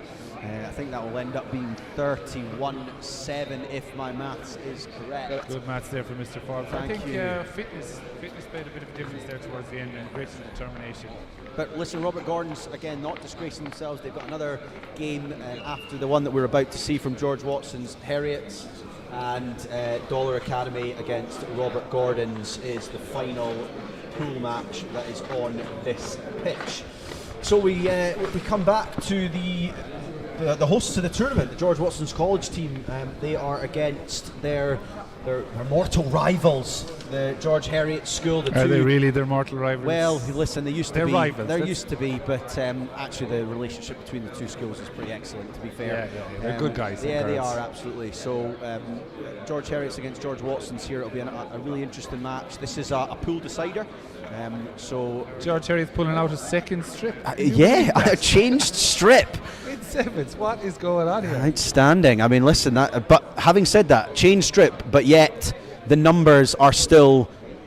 We need to be a bingo caller to get all these numbers: 34, 33, 23, all sorts. So I am wondering whether this might be a tour strip that they've got. I'm not sure whether George Heriots have gone on tour recently, but I know from our perspective, this a tour for them if they came all the way over to Myreside. I'm not sure it quite is going down Collington Road for them, but yeah, chain strip. So George Heriot's in the white and George Watson's on the right hand side. So just a little bit of an update on the squads as we get going. Heriot's Will Cameron, Nathaniel Kwan, James Walker, Arthur Davis, Sean Rogers, Daniel Reid, Tom Dweck, Jonas Lai, Michael Sheriff and Thomas Edgar. And for George Watson, we've got Daniel Sutherland, Rory Tate, Aaron Batchelor, Ewan Johnson, Aidan Fitzgerald, Rory Dahl, Ian Nimmo, Daniel Hunter, Max Finlay and Matthew Denham.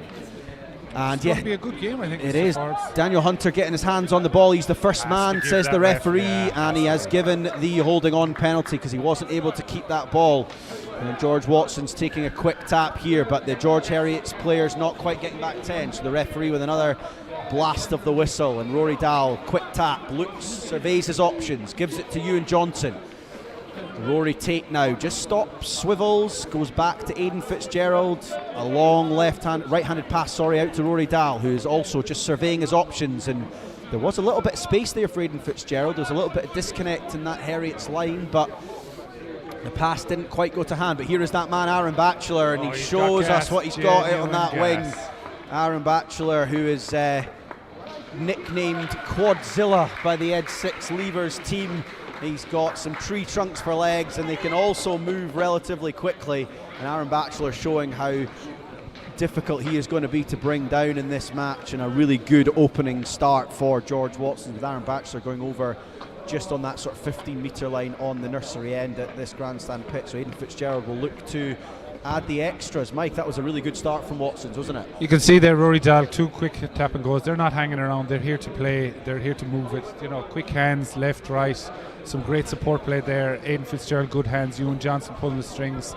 This is going to be a good game. It absolutely is. And just as we've got a small break in play on the other pitch in M1, they are a little bit behind us, as I say, maybe 5 or 6 minutes behind. The High School of Dundee are currently 24-0 up against Hutchison's. There's about 3 minutes to go left on that match. That is actually one great of the catch there by James Whaler. matches in that pool. Oh, but he's lost it. But Daniel Hunter's managed to steal the ball. I have to say that's one of Daniel Hunter's superpowers. Obviously knowing these boys slightly better than we do some of the other players. He is excellent on the floor. So here is that man, Aaron Batchelor, and he is going to have another go on that right hand side, and he does. He gets past 3 or 4 tacklers and he gets an offload away to Matthew Denham. Matthew Denham shows the ball and dots it down in basically the exact same position as the first try, but Aaron Batchelor showing us what he's all about so far in this match, isn't he, Mike? Oh, just class. He's there for the ball. He really driving hard. But also he's head up, he's not stupid, he's waiting for that. And Denham with a great support play. They just really interact really well out there. We've got Aidan again for another kick. Absolutely, and Aidan, who is a drop goal specialist, he does a lot of practice at it on a Tuesday and Thursday. Good nudge, unlucky. Commentator's curse there from Aidan, apologies, he's missed that one. 10-0 at the minute for George Watson's against Heriots, and the High School of Dundee have just streaked away and scored another, so 29-0 over on M1. So that looks like it's going to be a relatively comfortable victory for the High School of Dundee against Hutchie, a Glasgow rivalry there. But another good kick-off, a good back from the number 11 James Walker. However, the referee has said that somebody was in front of James as he's batted the ball back, which therefore meant he was offside. I'm not sure I necessarily agree with that because there was no breakdown, but listen, he's down there and I'm up here, so we continue. And that's the way we want it, Mr. Forbes. Trust me, that is the way we want it. If there's anybody that has ever been refereed by me, they know exactly what I'm meaning with that. But Daniel Hunter now with that Henry Pollock hairstyle, with an offload to boot. He's really obviously been watching his highlight reels and he's going to create some of his own today, but Matthew Denham with a lovely little skip, and he's looking for that man Aaron Batchelor, who has been excellent so far. And Aaron Batchelor has got one way, and that is forward, and he's done it again. He goes into the tacklers of George Heriot. They managed to take him down well. Ewan Johnson now with a little skip. Oh, and Rory Dahl saw a little bit of space on that inside, the little sort of switch line, and it was on. There was definitely some disconnect from that Heriot's line. By Michael Sheriff there. But the ball just didn't quite go to hand, and Michael Sheriff then chases back, makes a good tackle. Ewan Johnson now picks it up, and he's surveying his options. He's just sort of stopping and starting and looking to see where he can go, and he puts that right foot step, and Ewan Johnson, off he goes. He's now going to stop, and I would imagine he'd look to offload. He does. Daniel Hunter now with the support, and he gives it to Aidan Fitzgerald, and Aidan's going to have a little go here. He's been clawed back with another good tackle, and Rory Dahl's there, but he's not quite able to get the ball. And number 11, James Walker, he's been a real thorn in the side of Watson, just in those ruck scenarios. James Waller's been class the whole game. And number 23 now, Arthur Davis, just looks to go on the attack. Gives it out to his winger, but unfortunately another infringement in the ruck, and Ewan Johnson there managing to get his hands on the ball. Not necessarily Ewan's superpower, but he gets an opportunity in sevens to get his hands on the ball and does it excellently well. Heriot's lacking a little bit of intensity in defence for me. Like, Waller's got 3 kickoffs. They haven't managed to hold on to any one of them, and they really are bringing pressure upon themselves. We'd like to say hello to Hamish Turner here in the commentary box. How are you, Hamish? Hamish, yeah, another one of our regional rugby players, played for Edinburgh last night, and he's great giving a offload little there. Smile as he gets a mention. And Ewan Johnson there with a beautiful offload to that man Aaron Batchelor. And Aaron with 2 tries in the first half. He'll be looking to complete his hat-trick. Could be Batchelor and Mills for top try scorers. Yes, I know Chris Mill and Aaron Batchelor both at the minute with multiple dot downs. But listen, that was all Ewan Johnson really, just with a beautiful little offload out there. The And yeah, lovely out the back. And just a little update from M1. It looks as if that match is coming to a close. High School of Dundee still 29-0 up, so relatively comfortable there as Aidan Fitzgerald over here on the grandstand pitch pops the conversion over for a 17-0 lead to George Watson's against George Heriot's. You really think Heriots really need the next score now here in this game if we're going to stay in it? Yeah, I think they do. And the kickoffs, I have to say from a Watson's perspective, the kickoff so far from them in both games has been excellent. Aidan Fitzgerald has been putting the ball absolutely on the money. Daniel Sutherland in the first game was all over them, and Daniel Hunter now in this game, must be a Daniel thing, getting them up and really sort of making a little bit of a mess of it.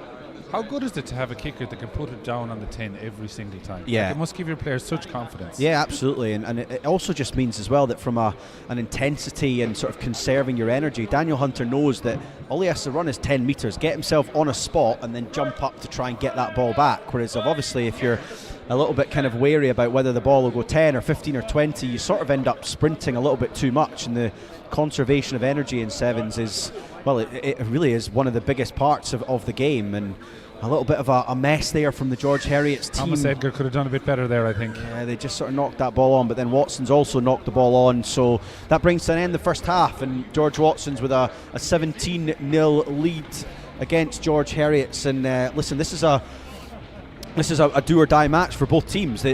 Whoever wins this game goes into the cup semi-final, and George Heriot, so they've got an opportunity here to get themselves into that semi-final if they can just get a little bit more of a foothold in the game. 17 points isn't that much in sevens. sevens. It's not. I mean, listen, it's obviously a 3-score game, but listen, Watsons have missed 2 conversions, and that could be telling. I mean, sometimes the conversions in sevens make a huge difference, especially if we end up with the kicks that end up in front of the post that make it relatively easy. So momentum is huge if Heriot get out there and get the first try. It absolutely is. So let's just as we break here, another word to our streaming sponsor, Kitchens by Nick McNally. We're really proud to have Nick sponsoring our programme here at Watson's to bring you a variety of different sports and streaming platforms, and as you can see, the logo of Kitchens by Keith McNally up on the top right hand side of your screen.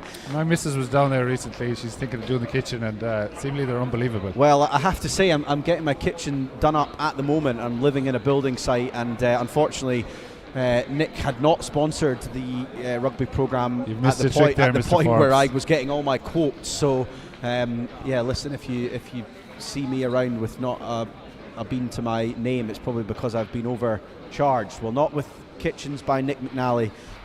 They are here to sponsor the Watsons streaming platform, and they're also here for all of your bespoke kitchen needs. They are a recognised leader in the creation of exceptional bespoke luxury kitchens, and they share very similar values to we do here at Watsons, with excellence being at the forefront of everything that they do.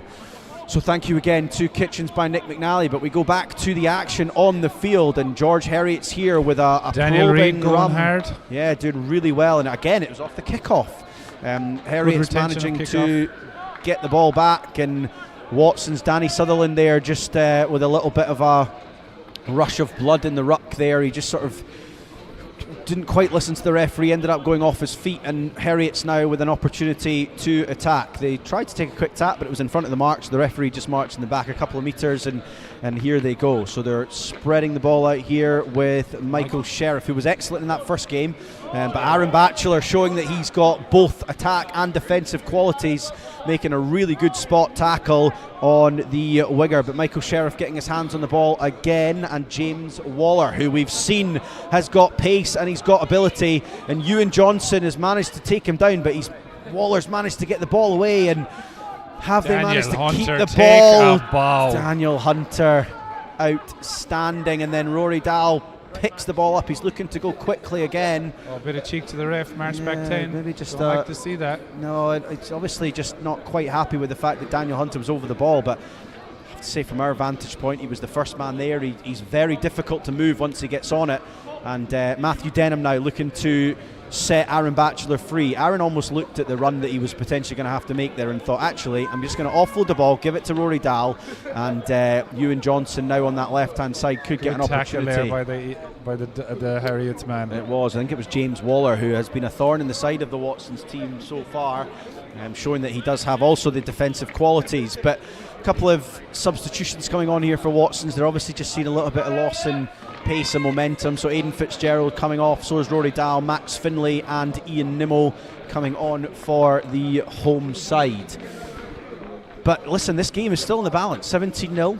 There's only 5-6 minutes left of this game to go, so that's an eternity in sevens, as we've said. Next try is crucial. We know that Heriots have the players, they've got the attacking platform. Watson's very good defence. This is exciting.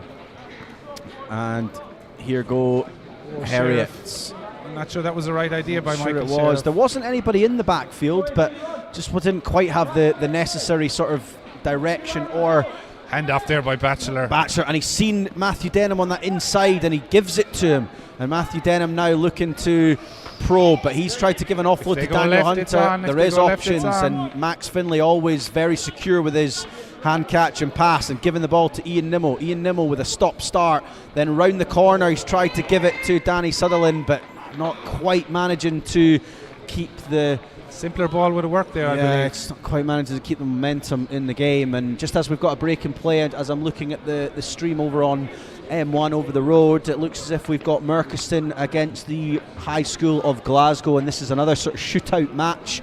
Both teams beating St Aloysius 29-7 for Merchiston and 31-14 for the High School of Glasgow. And the High School of Glasgow are currently 7-0 up against Merchiston after about 2 or 3 minutes on the clock. So we'll try and keep you up to date with the action on that match. But obviously, if you are allegiances with one of those teams, then please do go over onto our M1 stream, and you're able to watch that match live as it happens. That's a pivotal match in that group, isn't it? It is. I mean, we're kind of getting to that stage with the third fixtures of all of the group stage matches now underway. The first two pools underway. So Pool 2 and Pool 1 underway, and then Pool 3 and 4 will be on after this. But moving back to the action here at Myreside, and George Heriots have managed to steal the ball off a good scrum there, but they just weren't able to kind of get that little snipe down the blind side to work out for them. I think that was their scrum. So was it their scrum? Sorry, yes. But Watsons have now managed to get the scrum. Looks as if they ripped the ball. Aaron Batchelor coming off. He's not going to get his hat-trick, unfortunately, unless he gets the chance to go back on. Sevens coach and expert Mike Kerr just giving a little bit of coaching. Day, wasn't he? Mr. Kerr was a good sevens player in his day. Was that the 70s or the 60s? It wasn't quite the 70s or the 60s, although the colour of his hair might make it look like that. It wasn't quite the 70s or the 60s for Mike Kerr. He was sort of in the 2000s a really good sevens player. King of the Sevens winner, the Border Sevens circuit.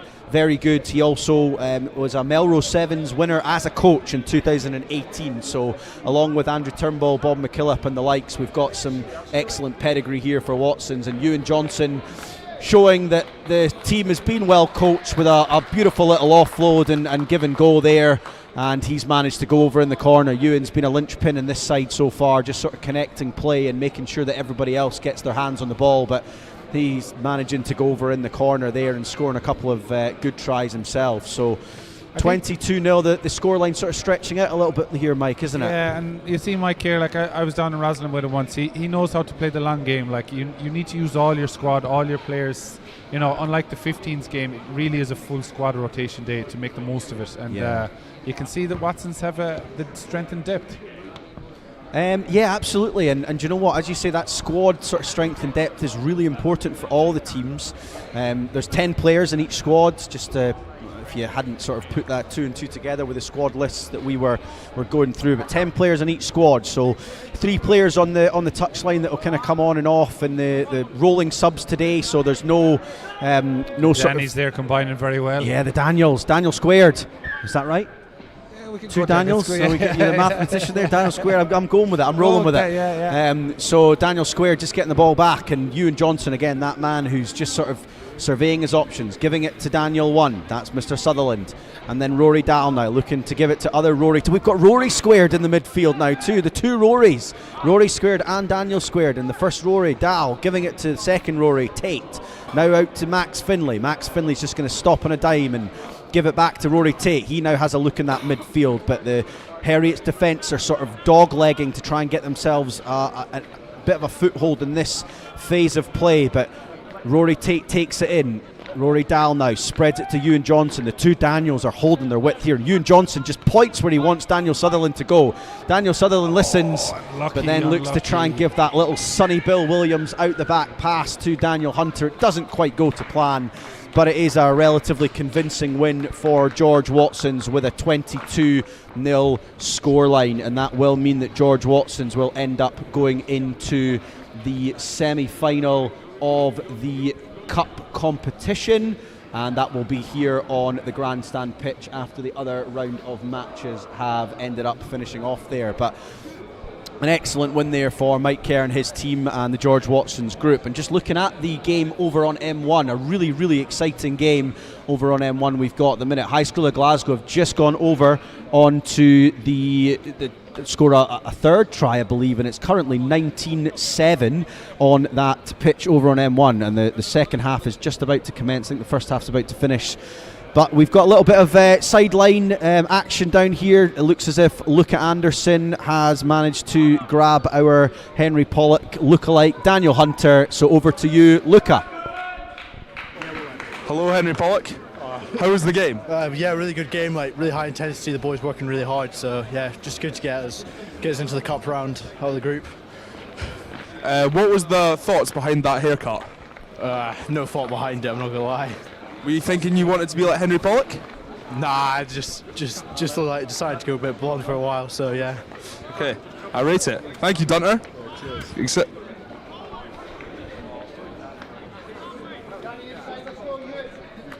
And we move on to the next fixture here, and we've got Dollar Academy versus Robert Gordon's Academy here, and yeah, this will be another really interesting match because Dollar in their first match were unsuccessful against who did Dollar play? Edinburgh Academy, and Robert Gordon's also getting beat by Edinburgh Academy. So this is a sort of battle of the second places in Pool 4. And the first kick-off not quite going to plan for Dollar Academy, but Robert Gordon's now with a kick into that right-hand corner. Also doesn't quite go to plan, but they do manage to kick the ball into the 22. If you didn't know, the 50-22 rule in sevens is not a thing. So if that was inside the 50 and it went inside the 22, that's not a rule in sevens rugby. Just a little bit of a coach's nugget there for you. But that's that man Dow, who's been excellent so far, Nick Dow, in this competition. We will go over the squad lists when we get a chance. But Dollar Academy here in their own 22, just shifting the ball from left to right and looking for an opportunity and looking for a hole in the line. And there's that man, Nick Dow, and he has managed to give the ball to the number 10 of Dollar Academy, Alex Tinch. And he's away. Alex Tinch is away. He's being chased by Harrison Smith. And Harrison Smith with an outstanding tackle. And that is a try saver from Harrison Smith. What a tackle. I mean, the rangy leg running of Harrison Smith just managed to really pull down the would-be runner there of Alex Tinch. It looked as if he was going to go the whole way, but Easton Harrison was on his back as well. He was, and I thought that's what the plan was, but it just didn't quite go to plan there. So we'll quickly run over the squad lists that we've got here for this match against Dollar Academy and Robert Gordon. So the Robert Gordon's team, we've got Henry Hamilton, Struan Leaper, Charlie Mackey, Harrison Smith, Finn McIntyre, Magnus Buchan, CJ Ofodi, Tui Okusali and Temi Adikola. Dollar Academy, we've got Lewis Easton, Nick Dow, Finlay Keach, David Johnson, Dylan Kelly, Hamish Lamont, Alex Tinch, Hamish Mackay, Alfie Allen and Max Gillespie. And here go Robert Gordon's on the attack on that left-hand side. They are Charlie Mackey showing genuine gas there. Yeah, streaking down the wing, and a early referee whistle for a high tackle there, and just not quite getting himself under the sternum there, which is obviously the tackle laws at under 18 rugby changed a few years ago now, and for the better, just to make sure that any head contact is minimal these days. And here go Robert Gordon's, and it's that man CJ. He was a thorn in the side of Edinburgh Academy last match. Just probably didn't get his hands on the ball as much as he would have liked, but bit of indecision there from just Lewis sort of going backwards and forwards there, sort of sideways, and then but he has managed to find a little bit of space, and it's he knows one way. It's the number 11 Tolu Okulasu, and he's just 5 metres short. I thought he was going to get over the ball there. From, one of the Dollar boys there. There was a man over the ball there, but it looks as if he was being deemed to be the second man over, and the second man in a ruck scenario cannot keep their hands on the ball, but 3 or 4 would-be tacklers. He's managed to get the ball away. So here is that man, CJ. He goes in under the posts, and he will hopefully dot the ball down, and a score first up to Robert Gordon. So they get the first score on the board. And, I know CJ scored that, but I think that was made by Harrison Smith's huge tackle. It was in the inside, just outside the try line there. It was absolutely, and I think, do you know what, Dollar Academy have. They've just not quite recovered there from that original break, where I think we all thought Alex Tinch was going to go in, but Harrison Smith with that tackle, and they've now gone coast to coast, and almost 4 minutes gone in the clock, and they got the conversion over, and it's 7-0 to Robert Gordon's College. And just a little bit of an update over the road on M1. Merchiston Castle are 14, High School of Glasgow 24. There's just over 8 minutes having been played on the clock, so there's still a little bit of time to go there on that match on pool number 1, but it's a really interesting match there, and it'll obviously determine where the cup, plate and bowl semi-finals and who will play in all of those matches. But back to the action here on the Grandstand pitch, and we keep moving forward with Dollar Academy, and they're looking to spread the ball out wide, and a lovely timed pass there, and Lewis Easton now. He's done Harrison Smith. Harrison Smith, can he do it again? Harrison Smith is going to do it again. It's outstanding from Harrison Smith, but he's managed to get the offload away, and it's that man Tinch who got reeled down by Harrison Smith previously, gets his own back on the Robert Gordon's team. But I have to say, I mean, Harrison Smith, 2 defensive plays that are at the top shelf. I mean, he hasn't touched the ball, and outstanding. he must have done 10 kilometres already, and the tackles and the awareness. I'm going to sort of say something that might be a little bit out there, but I don't care what happens in this game. He is my man of the match, just for those 2 instances in the game, whether Robert Gordon's win or lose this match. those are two instances that just show heart, that show a little bit of, as we call in the rugby game, ticker. Unbelievable. I mean, that takes no effort to do what he's done. The fact that he's not been taken off the pitch just for a 2-minute breather as well, fair play to the man. And it looks as if he's going to be right in the eye of the storm for this next kickoff. So, but listen, Dollar Academy did manage to get the score, and it was a really good score in the end. Lovely offload, and that man Tinch getting his own back. So the failed conversion, unfortunately. It was a good strike, but just didn't quite manage to get the direction. So it is Dollar Academy 7, Robert Gordon's 5, after just almost 6 minutes here on the Grandstand pitch. But 6 minutes flew by, game really in the did. mix there. Robert Gordon's now going to work. CJ over on that nursery side, and Robert Gordon's now stretching the ball, and it is that man Harrison Smith. Surely he's not going to try and make a break as an attacker as well, because unlucky, no support there now, really. Unfortunately not. There's a Robert Gordon's player who is down at the minute, who's just looking like he's gasping for breath. Dylan Kelly there, what a run. Yeah, Dylan Kelly's just seen that hole in the Robert Gordon's defence, and Dylan Kelly will walk it all the way to the dead ball area. He's just going to wait for one of the Robert Gordon's players to come near to him, and then he will dot it down, and he's gonna kick the ball. I thought he was going to kick the ball back across into the pitch. As I say, that's no, they're sort of keeping the conventional kick direction by staying into the pitch and back out to the pitch. But you would imagine that Dylan Kelly, he does, just dots the ball over the black dot, and it is now Dollar 12-7. So yeah, listen, this game has moved. I suppose you see, this is the problem now that Robert Gordon's have. Timmy is out from the first game. Of course, so, he is. You know, they're now running with a squad of 9. Harrison is busting the gut, but who are you bringing in? And by the way, just I'm getting a pinch on the shoulder here with the M1 action. It is currently 26-all with Merchiston Castle with a kick from the touchline, and what a strike it was, but he's just missed. And that match has got 10 seconds left. Who's got the ball? And it is currently 26-all. Merchiston are going to be kicking off. So obviously the sort of third set piece that we've spoken about, that is all happening here, and we'll try and keep you up to date with what's going on, while also keeping you up to date with what's going on the Grandstand pitch. But Merchiston have managed to bit of a comeback there against the High School of Glasgow. They have kicked off, and High School of Glasgow have got the ball, but we will continue with the action here on the Grandstand pitch, and Robert Gordon's now have it on this stand side. They stretch it all the way out to that man CJ over on the left hand side, and he gets a lovely little basketball style pass back inside, and they've managed to keep the ball. But Dollar are really going to work there, and some excellent tackling and rucking, and that is the final action of the half. So 12-7, a keenly contested contest over here on this Grandstand Myreside pitch. So as we've got a little bit of a break here, I will try my best and describe the action on M1. You're obviously more than welcome to go on and watch that yourself on the stream, but I will do my best to just let you know what's going on. The High School of Glasgow have got a little bit of a break here on the right hand side, and it looks as if they're going to go over. They've managed to score with a last ditch play, and that will put them into the cup semi-final, and there are hands on their knees from the Merchiston Castle squad, and what a huge victory that is for the High School of Glasgow, who have beaten St Aloysius 31-14, and it looks as if they are going to beat Merchiston Castle. A little bit unexpected, Mr. Forbes. Well, you might sort of feel that in my voice, but I have to say, High School of Glasgow, they've clearly done a little bit of work over the course of the last few weeks, and that is paying dividends for them. The final conversion is also a good one. It has gone straight through the post from out wide, so it's going to end up being 33-26 to High School of Glasgow. So not necessarily to what you would expect the form book to tell us, but without a shadow of a doubt, they've clearly been the team to beat in that Pool 1, and nobody has managed it. So that game has huge implications. The Murky boys will have to go back to class. It is a Saturday.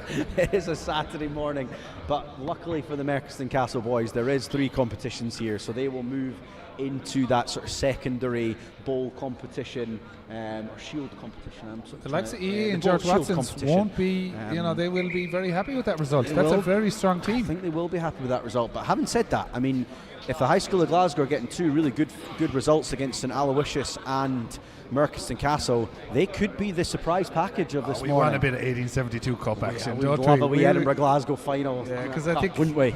Luca and Daniel, them boys won last night, so the Glasgow boys will be out for a bit of revenge, maybe. Yeah, absolutely. Hamish Turner, that's sitting next to me, also played in that game. He's nodding his head, going, yes, they will like a little bit of revenge. Whether they would get it, I'm not sure, is what he's sort of gesturing to me. But shout out to Gabriel Philippe there for keeping us updated with the scores. A fine sevens player in his day and brother of Ruben. Yeah, Gabriel. Yeah, Ruben, who's also down as one of our sideline reporters. But yeah, massive thank you to all these 6 years that are helping with us this morning. But we've moved back to the action here on the grandstand pitch, and an initial guddle there from the kickoff from the Dollar Academy players. I think that was Lewis Easton. I think Lewis normally applies his trade in the forward pack, so not necessarily a skill set that he would be relatively used to, the sort of high ball takes. He just unfortunately took his eye off it. I think he was looking at the oncoming tackler and he's dropped it. But a really good opportunity here now for Robert Gordons to have a little bit of an attack and try and get the first points on the scoreboard. Game is still in the mixers. Like, I'm not going down to Paddy Powers, or the bookmakers are available to put any money on the winner of this game just yet. And a little prod forward with a kick into the 22.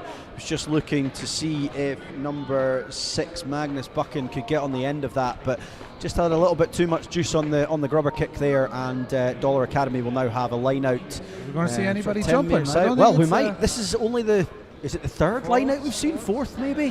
Where we've actually ended up having the players that have all actually had to come in to make the line out. So really. I'm going to say one thing. If Robert Gordon's get over the line, I'm going to demand an interview with Harrison Smith. I think we need it, absolutely. If we can get the communication down to the ground team, I would agree with you. We need to speak to Harrison. Either way, we need to speak to Harrison. I want him to give his thoughts on the two outstanding tackles of the day so far. But a turnover there in that line out. So we've had a line out, we've now got another line out. They're like buses, they come in twos, and Robert Gordon's now with an opportunity to attack from the 22. And there's the conventional line out with a beautiful lift in that middle. And the scrum half goes through the ball, but we've just left the ball behind. And Dollar Academy go to work. Dylan Kelly picks it up well. Blast of the whistle from the referee. That's opportunity lost there. Yeah, it is an opportunity lost. So Dylan Kelly gets up after the penalty, takes a quick tap, looks to go down that left-hand side with Hamish Mackay and moves on to Finlay Keach. He's well tackled by the Robert Gordon's player, but Hamish Mackay then looks to get back on the ball, and Hamish Mackay has managed to burst through the defence, and Hamish Lamont now, another Hamish square. We've got double names all over the place Kelly here, just keeping us on our toes, but Dylan Kelly keeping the ball going here, and Dollar now got a 2v1. Can they manage to capitalise on it? He's looking at it. Tinch is gone. Tinch is gone. He manages to get his own back on that man, Harrison Smith, who unfortunately the juice has just gone out of his juice bottle there. That's a question. Does that man need a bit of a rest? I think that man probably does. Listen, he needs an isotonic drink or something just to get the electrolytes back in those legs. But he's been outstanding so far this morning, and Alex Tinch just an outstanding little break there. He sort of showed the ball to that outside player and just showed a little bit of fleet of foot. I think he has had a rest, so that does show you that sort of squad rotation makes a huge difference here.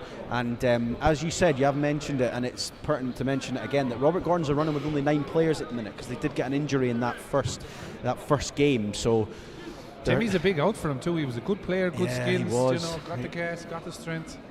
But so that brings the scoreline to 19-7 here on the grandstand pitch. Dylan Kelly with the restart now, and we're away again. It's well taken by Robert Gordons, and they're now looking to spread the ball to the left-hand side. They do actually have numbers on this left-hand side if they can get it there. Dollar Academy are very narrow, and they do. It's that man Smith. He then brings the ball out here to that man CJ, who we've spoken about a lot. When he gets his hand on the ball, he looks dangerous. He is taken down well there by number 8, Hamish Lamont. But they're now looking to spread the ball right. There is space galore over on that right-hand side. Can they straighten up and give it? They do straighten up and give it, but they've just managed to drop the ball on that right-hand side, and an opportunity lost. Do you feel Robert Gordons are their own worst enemy at the moment? They have been, I believe. You know, you're probably not far off with your assessment there. They've had opportunities, just can't quite capitalise. They've had a couple of 2v1s, 3v2s, but just not quite able to get that skill execution quite right. On M1 at the minute, we've got another good game, Stuarts Melville versus the High School of Dundee, and this is another pool decider in Pool 3. Stuarts Melville with a 29-7 victory over Hutchison Grammar School. High School of Dundee with a 36-0 victory over Hutchison Grammar School. So if those score lines are anything to go by, it will be a relatively close competition in that match over on M1 at the minute.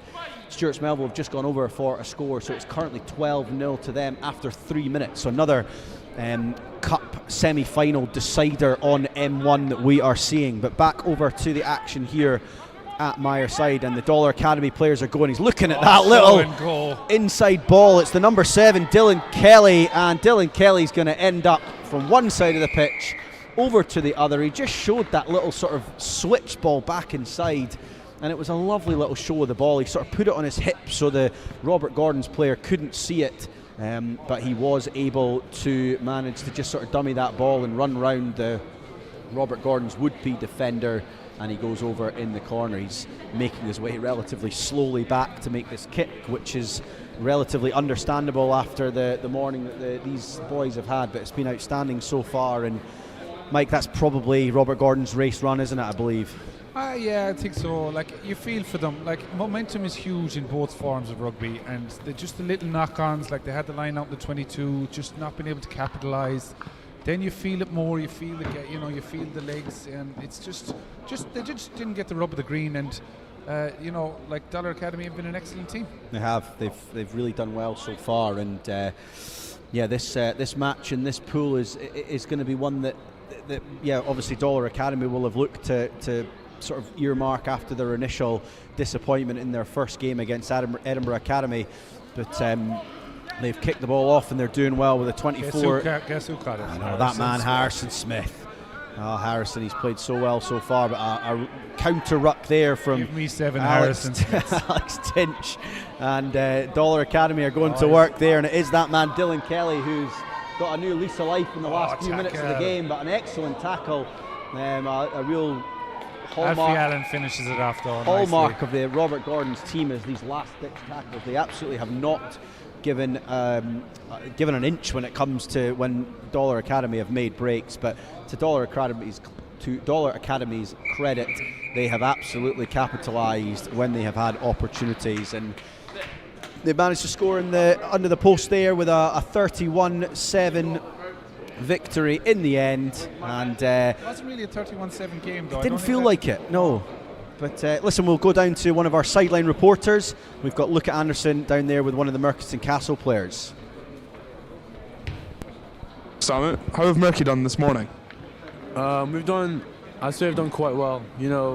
First sevens tournament of the season so far. Yet to come, more training sessions to happen, but we just lost our last game in the bowl now, but hopefully we come up with a good win. Sounds good. You were playing last night for Edinburgh. How did that game go? Yeah, I played on the wing last night. It was very good. Very challenging Glasgow side, but we came over in the second half with a quite controlling win over Glasgow. But we're back again next week in Stirling if anybody wants to come watch. But yeah, it was a really good win last night. Sounds good. And you've got an agent. How did that come about? I was playing in Italy for the Scotland 17s development camp. And my cousin Simon Coriati plays over in Benetton. Very good rugby player, by the way. And he came through me. The agent came through me through Simon, his agent, TDB Sports, Tom Beattie. Yeah, I've been with him for a couple months now. It's been really good working with him. And yeah, it's been really good. Sounds good. Thank you, Simon. Back up to Mr. Forbes. Okay. We do have a little break in play here at the Grandstand pitch just while the M1 pitch is catching up, and so what I'll try and do at the minute is sort of let you know where the lay of the land is, and move on to the games that will be next on each pitch. At the minute on M1, Stuarts Melville are winning 19-0 at Hutchie against Hutchison, so we will assume that will stay the same, and we'll go from there. Obviously, if things change, I will keep you up to date. But in the cup semi-finals at the minute, we have High School of Glasgow against Stuarts Melville. If, as I say, that stays the same, George Watson's College against Edinburgh Academy, which will be on the Grandstand pitch. The Stuarts Melville High School Glasgow game will be on M1. Scheduled for around about 11:25, but yeah, as I say, there is a little bit of a kind of a buffer left in there, so we may end up playing that a little bit earlier, or it might end up we've got sort of a 15-20 minute break just before those games all get kicked off. Then we move into the Shield group, the Shield competition. So on M1 at 11:05, we've got Merchiston against High School of Dundee. And then at 11:05 on the Grandstand in another Shield semi-final, we've got George Heriot versus Dollar Academy. So that will be at 11:05. Do you know what? We're running a little bit behind, so 11:05 is probably wrong, because the next game should be at 10:45 and we're currently 10:55. So we are obviously running 10 or 15 minutes behind. But the bowl semi-finals, we've then got St Aloysius against Hutchison's on M1, and the Glasgow Academy against Robert Gordon's in the bowl semi-final 2. That will be on the Grandstand. So lots still to play for at the minute. And yeah, we will, as I say, take a very short break here on the Grandstand pitch. As soon as we see some of the teams warming up, getting ready for action, we will be back with you. But just before we do break, just another huge thank you to our sponsor of today's stream. We are sponsored by Kitchens by Nick McNally. They are a recognised leader in the creation of exceptional bespoke luxury kitchens.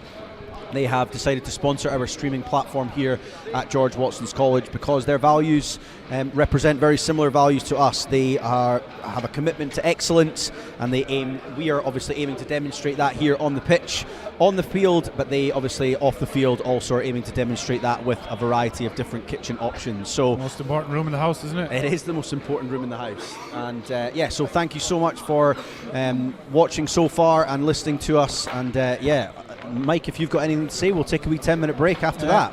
So Craig Eggleston, the groundskeeper, big shout out to him. And also he, once again, we have a £10 wager, England v Ireland Six Nations. He's lost yet again. And also can we do a shout out to the guy Kenneth here. He's an amazing man who does the tech for us. And I believe Princess Jenny Ray is up in the Cairngorm, so big shout out to her. And I think for all our lads, we're doing a great job, really enjoying it here. What a glorious day for rugby and a glorious day to be alive. Absolutely. We will we'll be back with you in 10 or so minutes. Thank you.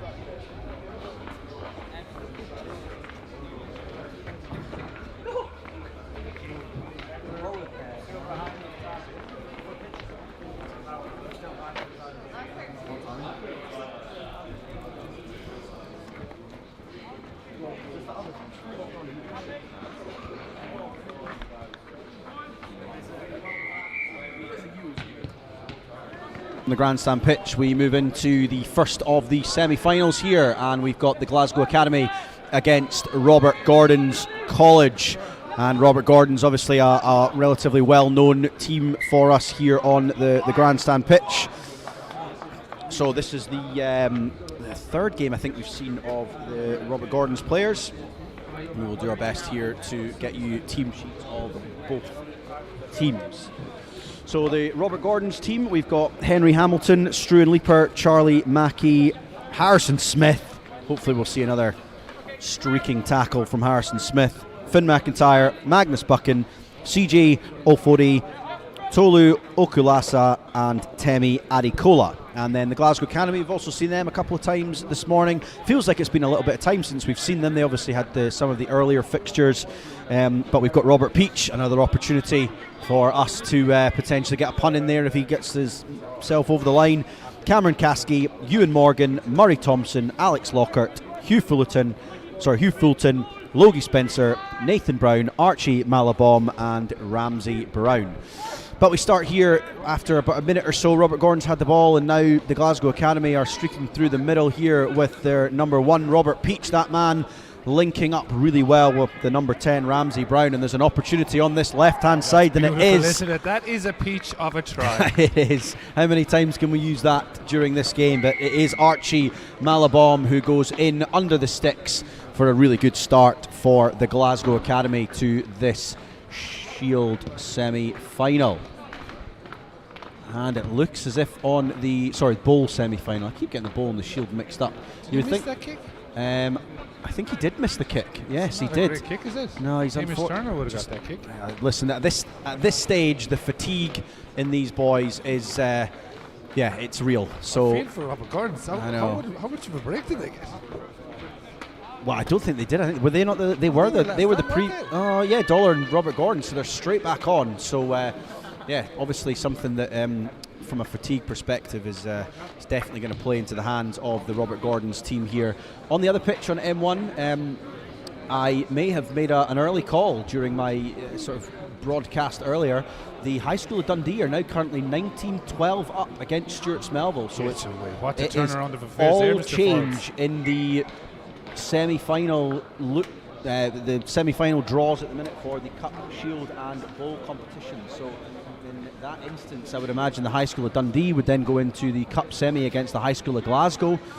Stuart Melville would drop down to play Merchiston in a Bowl semi-final, and Hutchison's against St Aloysius also. But that was a schoolboy error there, as Ewan Morgan goes in for the kick-off there was badly executed, and Glasgow Academy wide awake, and that's a gift of a try if ever there was one. It's a little bit of a gift of a try, and listen, the physical fatigue is obviously one thing, but the mental fatigue also is without doubt difficult at this stage of a sevens tournament. I mean, these boys are on their third match, especially the Robert Gordon's players. I know we've mentioned it a couple of times, but they're running on 9 players only in their squad, so they are really toiling with regards to. They've also basically been playing rugby for the last 25 minutes. They have played sevens rugby for 25 minutes, and I have to say that is probably 24 too long for my liking. 25 too long for me. But listen, they're doing excellently well, and here they go. They've managed to get the ball off the kickoff, and they are on the run. They're now looking to spread the ball out to this left-hand side, and they've done it really well. And here is the man of the hour, Harrison Smith. He goes under the post. He's going to streak away. Nobody's going to catch him. There was a big don't argue there to make sure that he gets over, and we are all.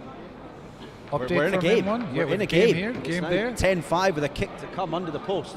An update from M1, it is currently 19-17 with the kick to come, and it looks as if this could be the last play of the game. Who's got the ball? Well, it's the number 15 from Stuart Melville. Just having a wee look to see if I can get my... Guy Hamilton, maybe? Guy Hamilton, it is Guy Hamilton. So, if Guy Hamilton pops this over, it will go to points for and against. He has not got the kick.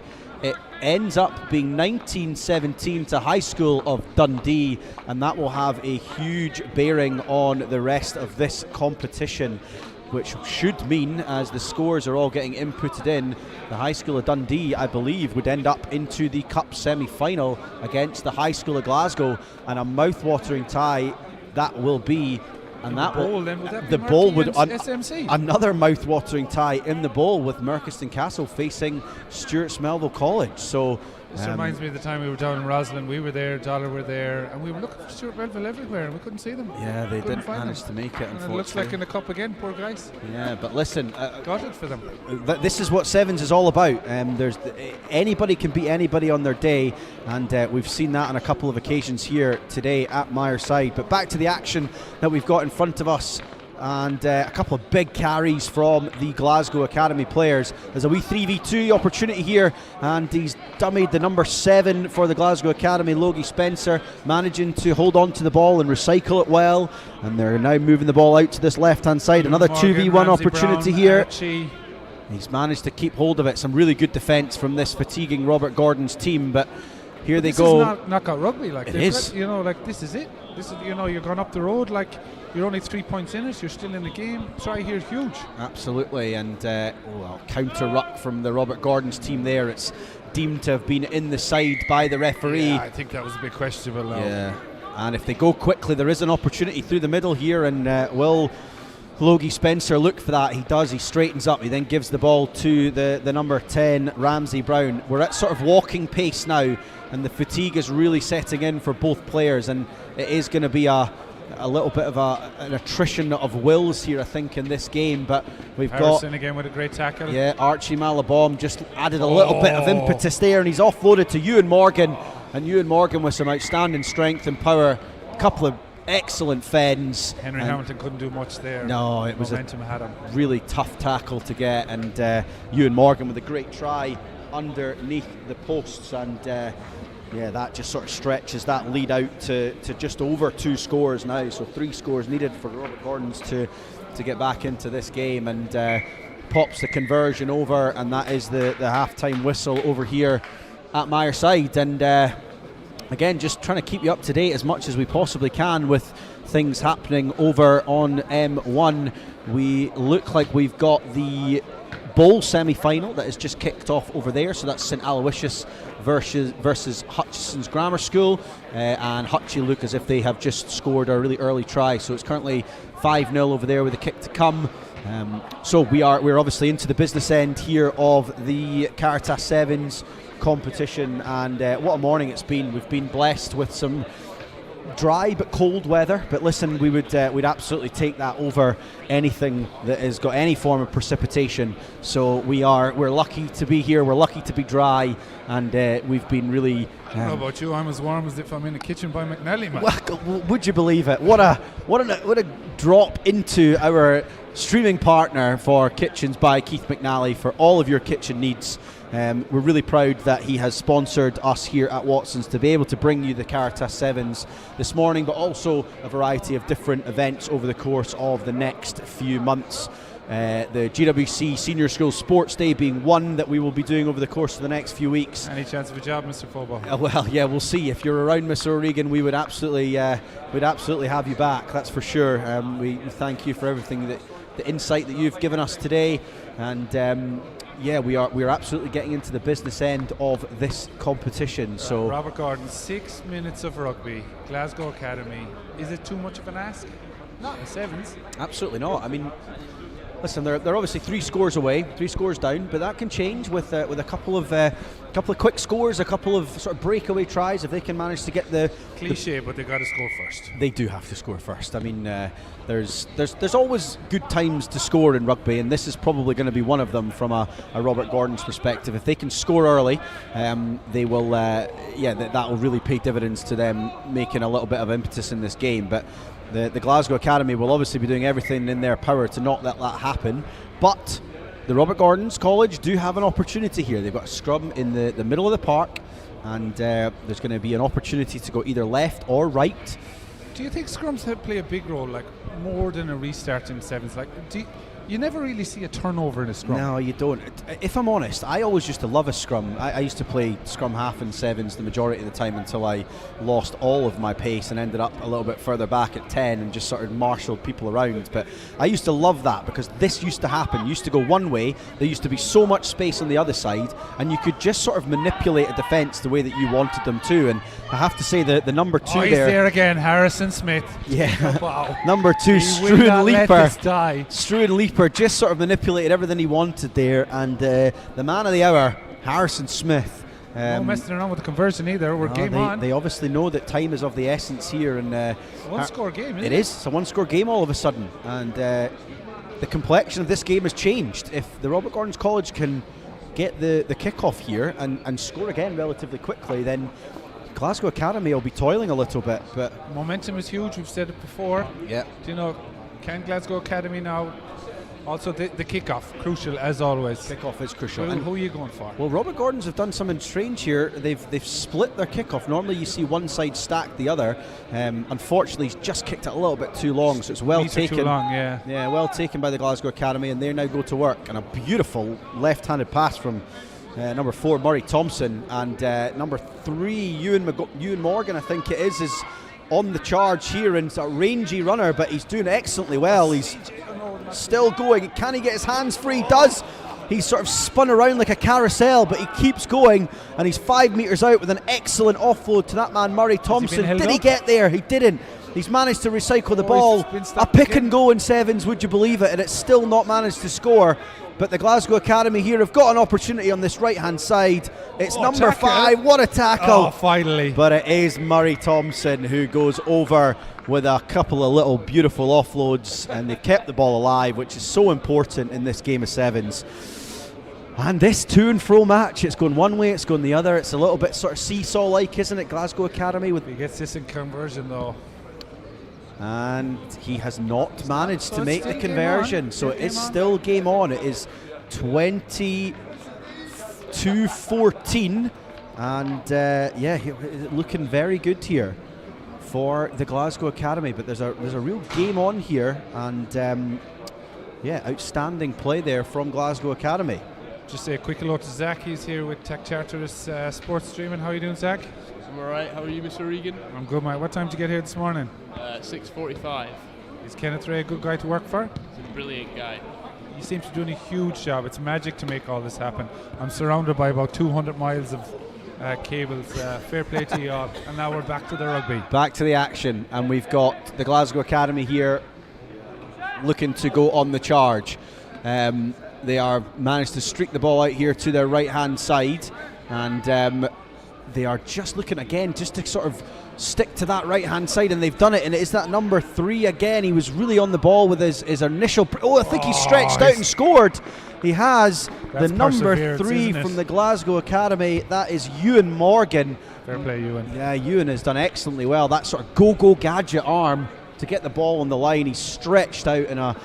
Yeah, this is looking like it might be a little bit more unachievable now for Robert Gordon's, especially if the number 6, Hugh Fulton, manages to pop this conversion over. It's a beautiful strike of the rugby ball, and he has done, and it's yes.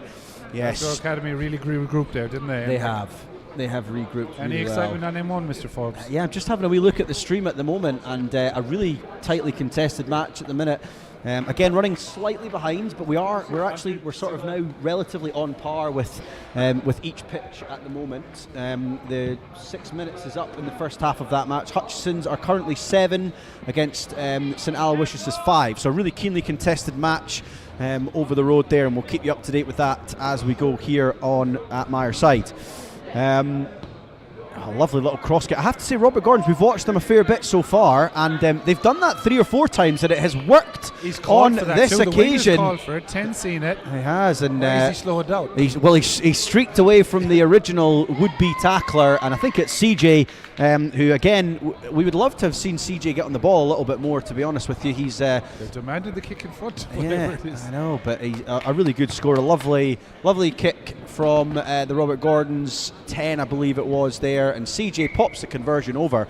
So we're not done here yet. We're not done here yet. It is 29-21 Okay, if my maths is correct, which it normally isn't, but I'm also guided by a scoreboard in the top left-hand side of your screen. So I'm hoping that whoever is controlling that is a little bit more apt than I am at mental maths. Please excuse this fixed mindset towards mathematics, folks. But here they go, Glasgow Academy. They will just look to keep the ball here, I would imagine. Obviously, they're going to look to score, but one of the big things that they've got to do is keep the ball. They cannot. He's going to go out. Is he going to go? Well, he's going. It is the number 5, I think it is, Kasky. Alex Lockhart. Kasky unlucky with the tackle there. And Alex Lockhart has probably just put the nail in the coffin there of this game, and that will move the Glasgow Academy. We haven't seen Lockhart before. I don't remember them boots. I have to say, I'm not sure we've certainly not mentioned his name, but he showed a little bit of fleet of foot there, didn't he? Yeah, got gas. Absolutely, and there's now, fortunately, boys all over the place cramping up. It's a tough morning, especially with these hard pitches. But really well done there by Alex Lockhart. He pops the conversion over. That was a genuinely exciting semi-final. It really to start was. us off. It really was, and I think that ends up being 36-21 to Glasgow Academy. So they will move into the bowl final. Not 100% sure just who they're going to be up against just yet, but we've got some exciting touchline interviews that we're about to share with you. Ruben and Luca are down on the sideline with Dave Ures. He's a legendary flanker for the Exeter Chiefs, retired professional, and he's going to give his insight on what he's seen this morning. And over to you, Ruben and Luca. Alright, so we're here with Dave Ures. For those that don't know, Premiership winner and Champions Cup winner. You enjoying retirement so far? Yeah, it's been alright. Just adjusting to life here in Scotland. But no, I'm enjoying it. Body feels a bit better now. And what have you thought of Dollar's performance so far today? Yeah, no, I think we probably weren't at our best our first game. We're a bit slow at the gates there, but second game we're a lot better, and yeah, played some good rugby. Are you excited for what the games to come, and what exactly brought you up to Dollar? Yeah, no, definitely excited. Hopefully boys put a good show on here I think it's a semi-final, so no, hopefully good performance here and get into the final. And yeah, I live up in Stirling now, so yeah, there was a coaching opportunity at Dollar, so yeah, I'm more than happy to go and try and help out. Brilliant, thank you very much. Back to you, Mr. Forbes. Thank you, Ruben and Luca. What a great insight that was there from Dave, so thank you so much for that. We move over onto M1, and just trying to see if I can find out what the initial score was there on the St Aloysius Hutchinson game, but I haven't quite managed to get it just yet. We will bring you an update on that just to tell you who will end up being in the bowl final over on M1 in a little bit. But we have Dollar Academy here against Heriot, and it's Dollar Academy straight off the bat. Within the first minute or so, they have gone over in the corner. I think that was Lewis Easton. And just to run through the squad lists one last time for this group, we've got Lewis Easton for Dollar Academy, Nick Dow, Finlay Keach, David Johnson, Dylan Kelly, Hamish Lamont, Alex Tinch, Hamish Mackay, Alfie Allen and Max Gillespie. Dylan Kelly is just about to attempt the conversion. He's been pretty good so far. Unfortunately, that one just goes to the left-hand side, so a 5-0 start here for Dollar. On the Heriot side, we've got Will Cameron, Nathaniel Kwan, James Waller, Arthur Davis, Sean Rogers, Daniel Reid, Tom Dweck, Jonas Lai, Michael Sheriff and Thomas Edgar. Obviously, both of these sides, we've seen them a few times so far throughout the morning, and yeah, it's been excellent so far. So brilliant to see Dollar there with an initial score, and great tackle in the middle as George Heriots are just trying to get a foothold into the game here. They are spinning the ball out wide and they're looking to go to that left-hand side. They have done a huge amount of kicking after the first few games, have we? You're right. We absolutely haven't. And not all of them are playing with a sweeper either. There is space out there. Yeah, it's a really good assessment there, Mike. There's not a huge amount of teams playing with a sweeper, which normally, if the pitches are slightly smaller, I could understand. But both Myreside, the Grandstand, and M1 are large pitches. They are not small pitches. So lots of space in behind, but most teams are electing to kind of keep the ball in hand, and Dollar doing just that at the minute, just stretching the ball out to this right hand side. Unfortunately, it's just been gutted there by Alex Tinch, and we are still playing on here. But the referee now coming back for that knock on. So Heriots will have a really good opportunity here to attack from another midfield scrum that we've said is a really potent opportunity for attacks. Tinchy Strider a bit unlucky there, but game on now. It's a really good game here from Dollar and Heriots. It's tough because games come thick and fast at this stage, and early momentum really, really matters. They absolutely do. And I'm left hand side is stacked. The left hand side is sacked, yeah, and they go to that left hand side, and it looks. I wonder if they're maybe going to switch this back to come back to the right. They do. Number 9 for Heriots, Michael Sheriff. We've mentioned his name a lot throughout the morning. He's one of their generals here, although his rank is a sheriff. Oh, it's too good.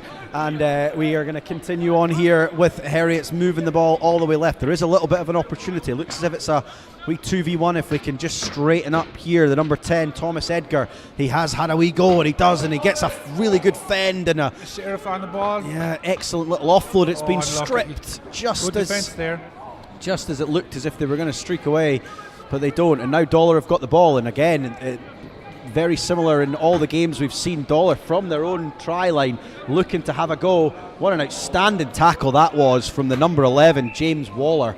Waller says no. Yeah, technically outstanding. Got nice and low, chop tackle, and he's won the turnover for his team. So moving on to M1, as we've got a small break in the play here in the other bowl semi-final between St Aloysius and Hutchison Grammar School. Looks as if there's about 2 minutes left of that game. It's currently 21-12. So the winner of that match will go and play Glasgow Academy in the bowl final. So again, another really interesting tie in that semi-final there.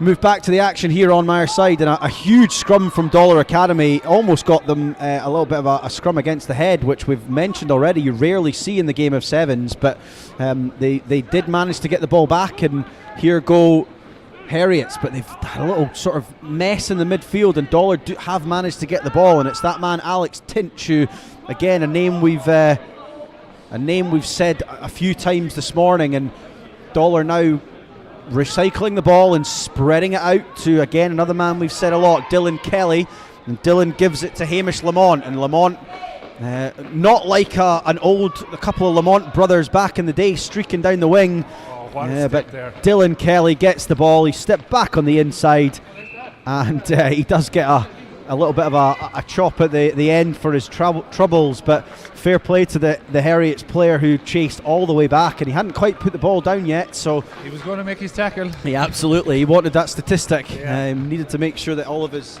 tackles were dominant, and that one definitely was, but unfortunately for him, Dylan Kelly was able just to dot the ball down, and Dollar Academy now go up 10-0 after 5 minutes of play. It looks as if Hutchie are just, unfortunately for St Aloysius' sake, streaking away here on M1. Now 26-12 with the kick to come, and there's only a minute or so to go. So that'll be an interesting game, the Glasgow Academy against Hutchison Grammar School in that final on the bowl final. Kick missed here, so game still in the mixer. Yeah, we still, absolutely. Heriots need to catch this kick off and work with it. Well, but 30 seconds of this game to go, and Dollar will be looking to try and kick this one long by the looks of things. They're just sort of trying to give Heriots the ball and let their defence do the talking, and they have certainly done that. Dollar attack. Defence and tackles have been excellent. They have been excellent, haven't they? But here go Heriots now, and they're stretching the ball. There is space over on that right-hand side. That pass was a bit of a stretch, but he did excellently well. The number 10, Thomas Edgar. Again, just a little bit of unforced error from Heriots. Rogers was gone without the ball there, Sean Rogers. They're getting opportunities, Heriots. They're just, that last pass isn't quite sticking. And here go Dollar Academy. There's loads of space and opportunity now, and some excellent handling. But Lewis Easton tried to get those big red boots on it rather than maybe trying to get his hands on it. But he's still going, and the Sonny Bill Williams offload, but it's been intercepted by the Heriots player, but a huge tackle coming in by Nick Dow. Lewis Easton, that was the number 1. And Heriots now camped on their own line. Dollar Academy ferocity, isn't it? Yeah, brilliant? they are. They're defensively really looking to go hard at this. But Heriots have got an opportunity out in this wing. Oh, what a tackle! But there's an offload, and it is the number 10, Thomas Edgar. There's no catching him There now. is no Edgar catching away. him, and the atmosphere in the stand here is livened up to see Thomas Edgar streak away, and he's going to score under the post, and that is going to be a big part of this game, the fact that he scored under the posts, because he is going to turn that into, you would imagine, 10-7. Which Mrs. Edgar was in the stands there from the Roars. It did sound like Thomas Edgar has got a bit of a fan club.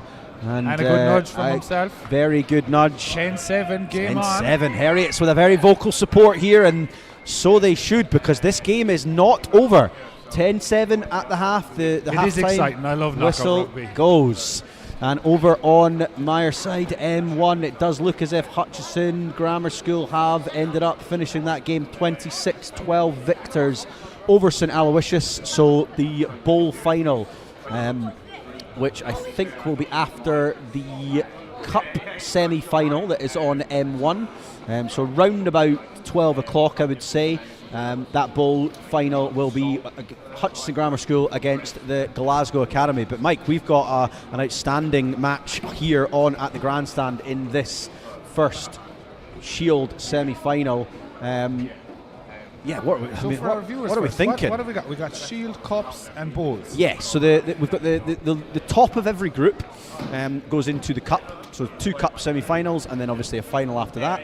After that, we've then got the Shield competition and then the bowl competition. So the big emphasis of this whole competition is to make sure that every team comes away with playing at least 3 matches. So they'll play 2 pool matches, they'll then get a semi-final, and obviously depending on the result of that semi-final, they might end up playing a fourth final match. No third and fourth place games in this. There is no third and fourth place games in this, no. I think it would be great to be able to have them, but to be honest with you, the majority of these tournaments will run over 2 pitches, and the majority of us do like to get to bed at a time before midnight. So we've got a Shield semi-final here. We've got 3-point game. It's all to play for, isn't it? It is absolutely all to play for, and this is going to be interesting this next half, especially with the fact that George Heriots have just got a little bit of momentum with that final try there towards the end of the first half. So this next sort of minute or 2 of play is going to be big. If Dollar Academy can get another score, then you would think they would sort of just feel a little bit more comfortable about their position in this game. You put them down as favourites at the moment.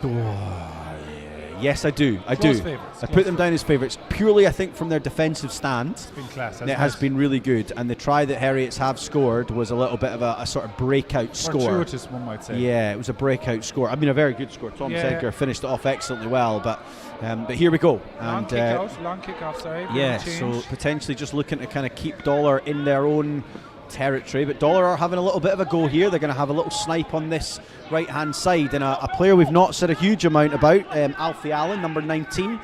He's done well. Number 22 on the pitch now, Max Gillespie, also a player we haven't said a huge amount. So a little bit of squad rotation here from Dollar, which is going to be key in the final parts of I like this that they're backing tournament. their players, you know what I mean? They're blacking the squad. They want to get to the final. They want to win it. Absolutely, and here they go. There's a little bit of an opportunity here for Dollar, but we've stepped back inside. There's still an opportunity here. 2v1 if they go on the left-hand side. They have brought it all the way back. It's Finlay Keach who's done excellently well. Number 10, Alex Tinch. Is that Lamont? Gives the ball to Hamish Lamont. He does, and then we got a pick and go from Tinch again, an extra roll. Is he going to get away with that? He has gotten away with it. They're now 5 metres out. There's space all over the place. If they give it out, they score, but he's decided to step back inside. Number 22, he's been held up, it looks like. Max Gillespie has been held up. His teammates will be kicking him there now. What he needed to pass that ball. defensive stand from the Heriots player. Just hoping that he turns his back so I can see who it was. I think it was number 21, Nathaniel Kwan. What an outstanding piece of defence from Nathaniel. I have to say, it looked as if all it needed was just a little pass out to the wing and Dollar would have scored. One pass and he was in, I think. But maybe a little bit of white line fever there, and he thought that was the opportunity to step back inside. But Nathaniel had other ideas.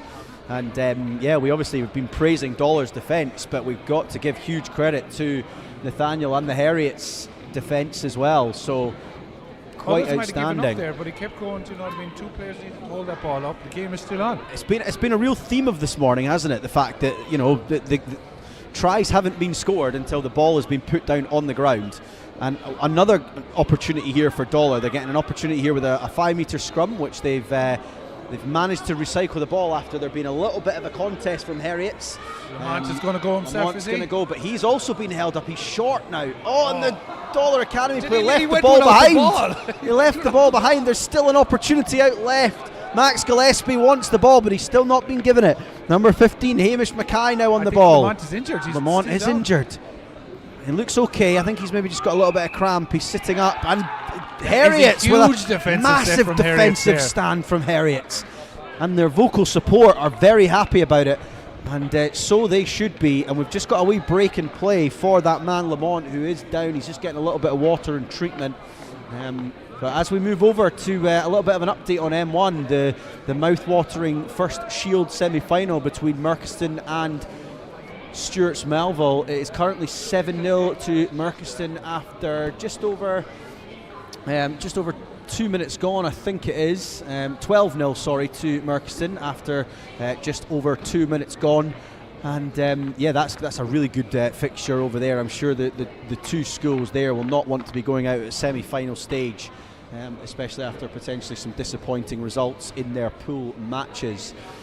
But we move back to the action here at Myreside, and it looks as if Lamont is making his way off the field with on his own volition, which is always excellent to see.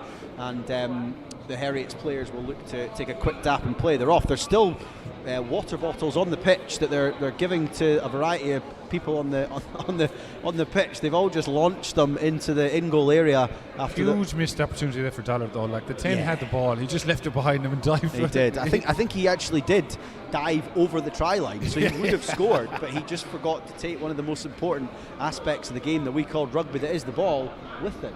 And getting a nod of approval there that I'm right in what I'm saying from Gabriel Philp next to me here. Great tennis player, Gabriel. He's a very good tennis player. We're going a wee bit off-piste here, but we'll continue with the action. I think Dollar have managed to steal the ball here, and Dollar Academy are...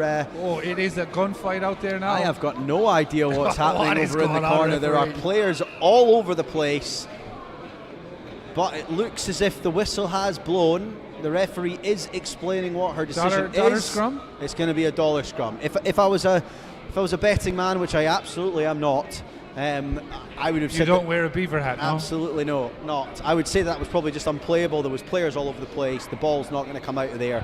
Give the ball to the team that had the ball, that went into that situation, which is Dollar. Now, this is huge. It is. Jinx. This is massive. Can Dollar Academy manage to get this over the line? They've been trying for the last 4 or 5 minutes here. Here it comes out the scrum. They take it to the line. Lovely hands. There's an opportunity out wide. What a tackle. Another I think Nathaniel? that's that man, Nathaniel, Yeah, again. it It is. Nathaniel. But Dollar have got another opportunity. The ball's gone down, but the referees have gestured to say it's gone backwards, so it's not over for Dollar just yet. Huge defence from Heriot's. They're going to this right-hand side again. They're looking to see if they can get Dylan Kelly and Alfie Allen on the ball, but Kelly shapes to go right, moves it left. Still got what a defensive stand this is from Heriot so far. Alfie Allen is asked of a lot there now. Yeah, he's got to was. recycle. But Alfie Allen now he's scheming around Dylan Kelly with the ball. He's been good so far today. Can he do something else? He just pops the ball back. Heriots are moving them to backwards Alfie Allen, now. but Alfie Allen's seen some space, but another great double tackle from Heriot's.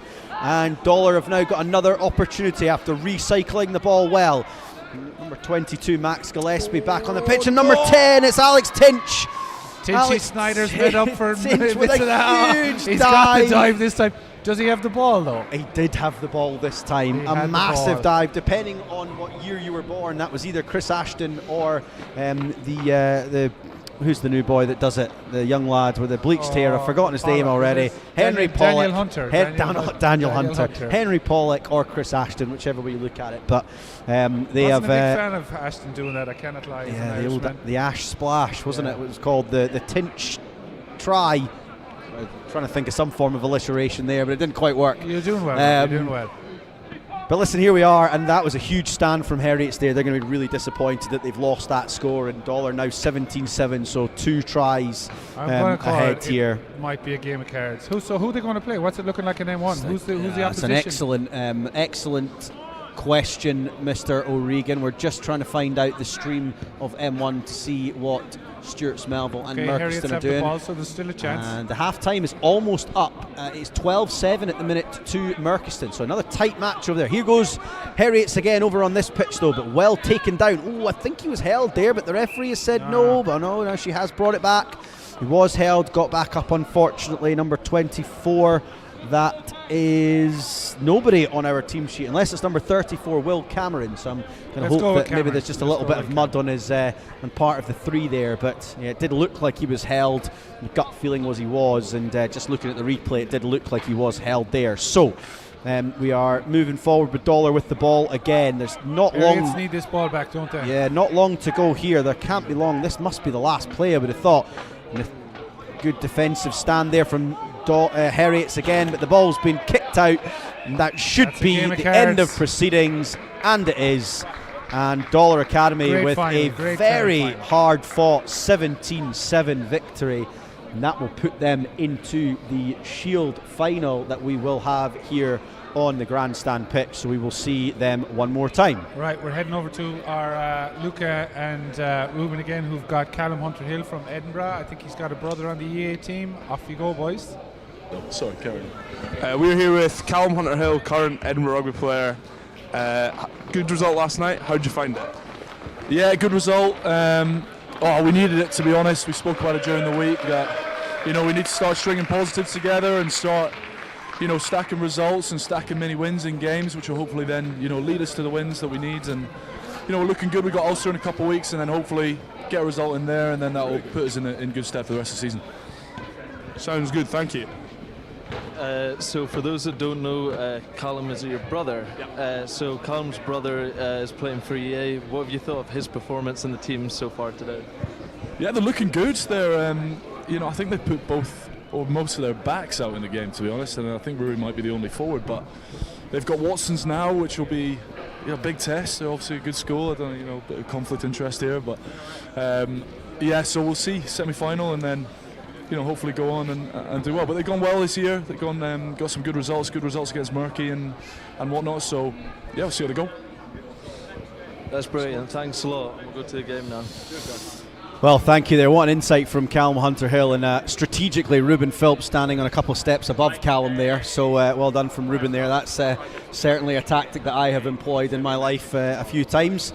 But Callum, an absolute giant of a man. I'm not sure whether he's played a huge amount of sevens, but I'm sure he's loving the action here. And brother Rory Hamilton-Hill on the pitch just now for Edinburgh Academy, and it is the Cup semi-final we've got next on the Grandstand pitch. We've got George Watson's against Edinburgh Academy. The Edinburgh Academy squad: George Barlow, James Toner, Chris Mill, Theo Murray, Jock Laurie, Oscar Forrest, Hector Murray, Rory Hamilton-Hill, Weems Henry and Freddie Murray.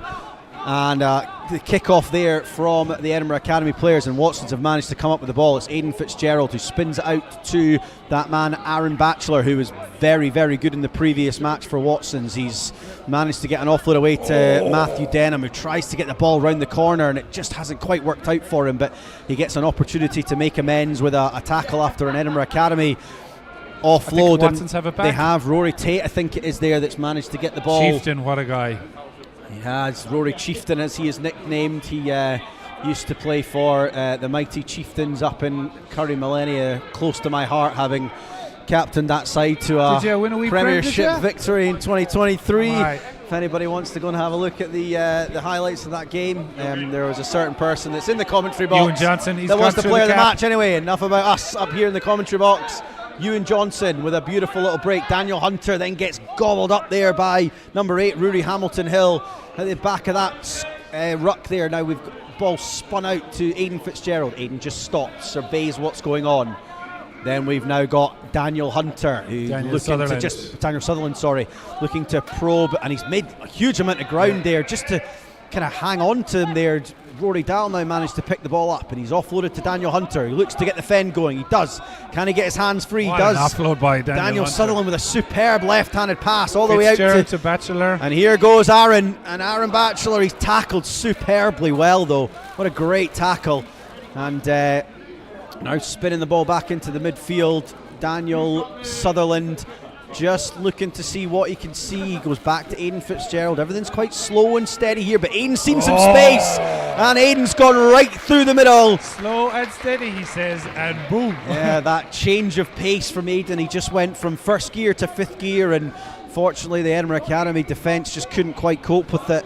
And this seems like a good time to just run through some of the George Watson squad names that we've got. So you've heard us say a few of them so far already, as Aidan Fitzgerald just pops that conversion over. So Aidan part of the squad: Daniel Sutherland, Rory Tate, Aaron Batchelor, Rory Dahl, Aidan, as I've mentioned, Ewan Johnson, Ian Nimmo, Daniel Hunter, Max Finlay and Matthew Denham. So a really good start from the George Watson's boys.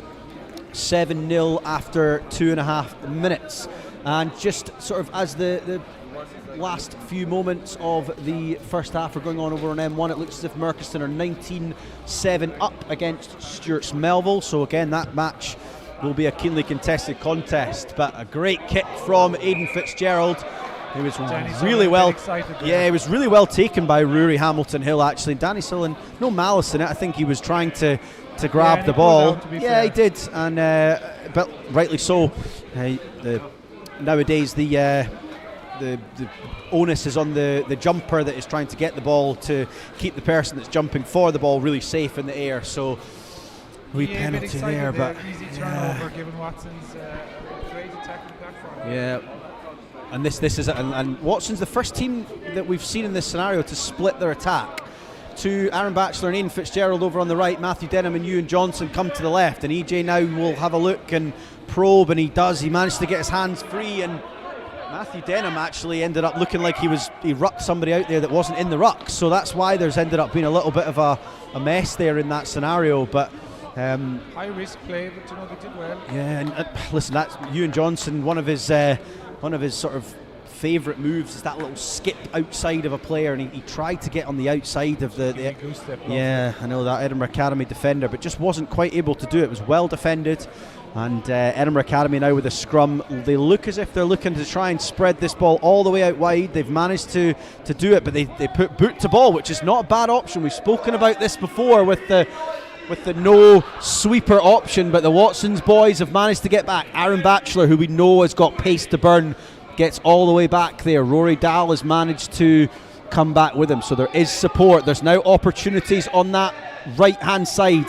Here is that Ewan Johnson. There's that little goose step, just as we've spoken about. He then gets the fend going. He does well. He's got Matthew Denham running on that inside, but he's decided to kick ahead.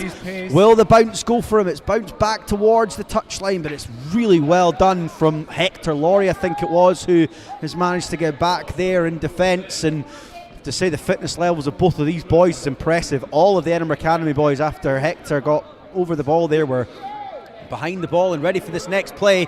And what a tackle there, beautiful step, but Rory Dahl with a last ditch tackle, and Daniel Hunter now is going to try and go all the way, but he gets tackled well, and Daniel Sutherland now, who's ever present in that supporting role, pops the ball up. Rory Dahl now just making sure he sees what he thinks is a wee space on the left, but he's not quite managed to give it. Aidan Fitzgerald. Yeah, he gives it to Matthew Denham. Ewan Johnson now. This is what he likes to do. Ewan Johnson likes to just slow things down. He then puts a beautiful kick to Aaron Batchelor. And Ewan Johnson has just pulled the strings there like a little puppet master. Brilliant kick with Aaron Batchelor. The bounce favoured him. His end over end kick is not easy, but Aaron Batchelor with that pace to burn, he's scored a handful of tries already this morning, and he's adding to his tally. And again, importantly, he's managed to get that ball under the posts, and Aidan Fitzgerald has popped that conversion over, and it is 14-0 with there can't be long left in this first half to go. On our timeline, we've got 6 minutes and 5 seconds. Obviously, that might be slightly it's high intensity rugby. Absolutely. We've got the try line to the Watson's try line and back again. It's been outstanding, and a little update over on M1. Merchiston have just gone over in the corner, and there's 11 minutes gone in that match, so that match is almost over. 29-7 to Merchiston, so it looks as if they will head into the Shield final, which I think it is Merchiston against Dollar in the Shield final, which we do have on this Grandstand pitch as well. That will be one of the games that we have on next after this one. So looking forward to seeing that in the coming moments. But Edinburgh Academy now with a chance to attack, and they do. Jock Laurie giving it to his brother Hector. He now puts the ball on his foot. Journey boys really need a try before the half time. Yeah, they absolutely do need a try before the half time, you would imagine. But I'm Watson's, sure the Lowry brothers aren't going to lie down. No, Watsons have managed to recycle it. They are now spinning it wide. Daniel Hunter holding his width on this left hand side, but Rory Dahl decides, nope, let's just hold on to the ball. Let's just sort of play around with it a little bit. He's not held. A couple of really good fends from Rory Dahl. He then gets tackled well, but Daniel Hunter manages to stay on the ball, and he stays nice and strong and big. Oh, that should be a penalty. It is a penalty. Yeah. He was stripped there. He was off his feet, not allowed to. And still Watson's goal. Watsons do go, and I love that. I love the fact that they've just decided we're going to go here. We're going to score. We're going to try and score another before the half. And Matthew Denham goes right, then goes left. Gives it to that man Aaron Batchelor, who's been really, really good so far this morning. Probably a fight between him and Johnson for player of Watson so far, I'd say. Well, here he is. Here is that man Ewan Johnson, who's just looking to go from side to side again. But Rory Dahl now straightens well. Gives it to Daniel Sutherland. Daniel Sutherland gives it to Daniel Hunter. He will go one way, which is straight. But he has unfortunately just put a foot in touch, and the flag does go up. And that is the last action of the first half. And similarly, the last action of the Shield semi-final is just happening now. Merchiston are stretched ahead 34-7 from Stumel. It's a little bit of a disappointing end to Stuart's Melville's tournament, but Merchiston look as if they are going to go into that Shield final quite comfortably against Dollar Academy. So what do you think? So Mike Kerr in the Watson's huddle, what's he telling the boys? I think he'll be telling them the same again, like keep the pace, keep trying to play as much as possible. He absolutely will not want them to slow this game down. I can almost guarantee you as well that he will be asking that they keep the ball and they try. 21 minutes of rugby left, really. Try and hold on to the ball. As we've said a couple of times during this broadcast, that when you've got the ball in sevens, it is an easier game. And I know that might sound sort of relatively what's the word? Straightforward to say. Yeah, but it's quite difficult to do in it's sevens. harder to tackle than be tackled. Without a doubt. So that is the two messages for me will be that. Let's just keep the ball and then opposed attack. to Turney now in the EA huddle, what's he saying? Well, Andrew Turnbull will be saying probably on the flip side, we need to get a little bit of a foothold in the game. They need to get the ball, try and get opportunity. When they have had opportunities, they've made a little bit of a few unforced errors, haven't they? So they will just be looking to try and hold on to the ball, probably get the likes of the Laurie brothers, Chris Mill on the ball a little bit more, and Whimsy, let them, get him another try, let them just open their legs up a little bit and really sort of streak away. There's lots of gesturing from both Turnbull and Kerr about where they want people to go, and this will be a really, really interesting second half here in this Cup semi-final. Must be class to be one of these boys in the EA team or the Watsons team, to be coached by these boys. Like, it must be so much fun. It really, the expertise that both of them have with regards to the game. And I have to say, I've not mentioned it yet just because he's not managed to get on this pitch, but St Aloysius also coached by an ex-Scotland Sevens coach. Okay, so we've got Graham Shield, coached Scotland Sevens 2010 all the way to 2012. I believe he actually was one of Turney's coaches. Turney was there that long, everyone was coaching him. Well, that's it, yeah. I think any coach that coached Scotland Sevens, Turney was coached by them. But so the expertise that we have here with regards to the coaching setup is quite outstanding, and these two are right at the top of that. Of that pyramid. But Aaron Batchelor unfortunately has missed a tackle on it. It's one of those boys that we mentioned, Chris Mill.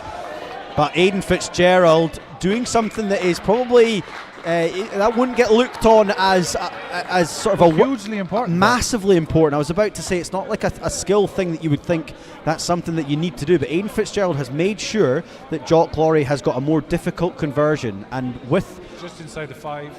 With Aidan Fitzgerald managing to kick all of his kicks, and that unlucky. is just scraped the outside of the post. That was a nudge, in fairness.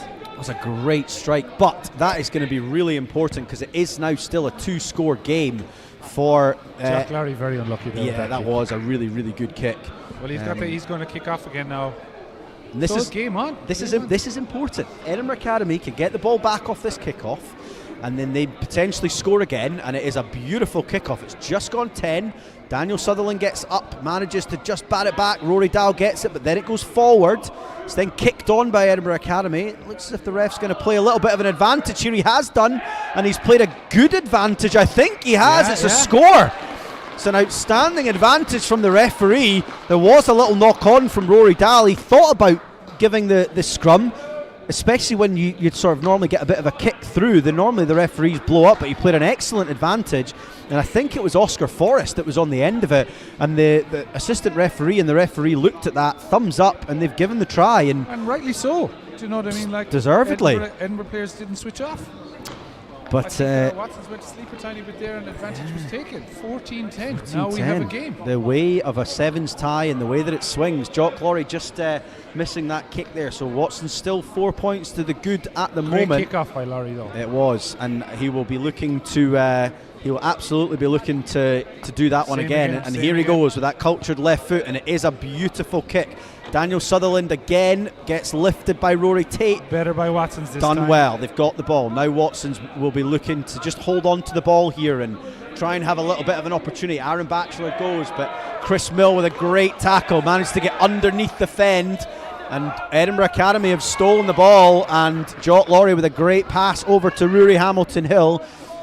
And the momentum in this game has switched massively to Edinburgh Academy's favour. They are now just sort of surveying their options, and it is Jock Laurie gets tackled well. And lots of time left. Lots of time. There's loads of time left. Lots happening in this game yet. Watson's playing with a flat 7, so there's no sweeper for Watson's at the minute. And here is that man, Chris Mill. He's been excellent so far.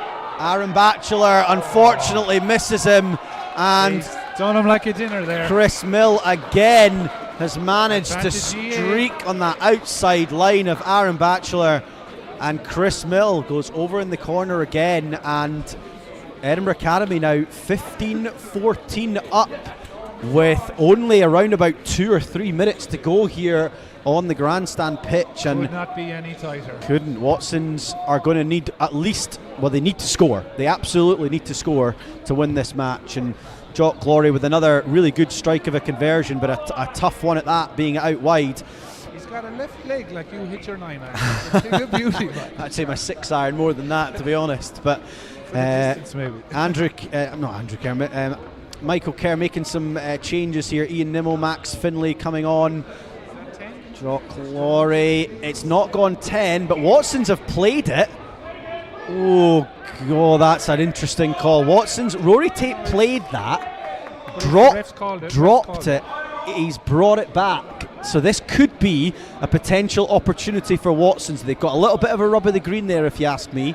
Ewan Johnson now going to work. He's managed to suck in one defender. Rory Dow now giving it to Aidan Fitzgerald. Aidan's having a look to see what is in front of him. He's going to have a little go, Aidan. He's put the hammer down. Ewan Johnson now goes. Ewan's got some pace. We know that already from this morning. Is the support there? He's but they're holding on from the Edinburgh Academy there. He was straight over the ball, and that's sometimes the difficulty when you do make a break in sevens. You get clawed back, and the support line wasn't there. Ian Nimmo now managed to come on for Aaron Batchelor, but it's that man, Chris Mill, and he has been quite outstanding in this semi-final. Three tries, same a hat-trick of tries. Absolutely beautiful. All in the same corner, all very similar.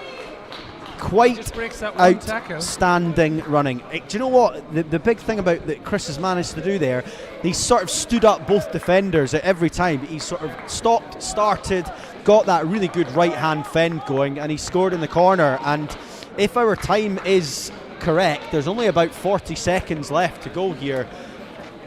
This kick is huge.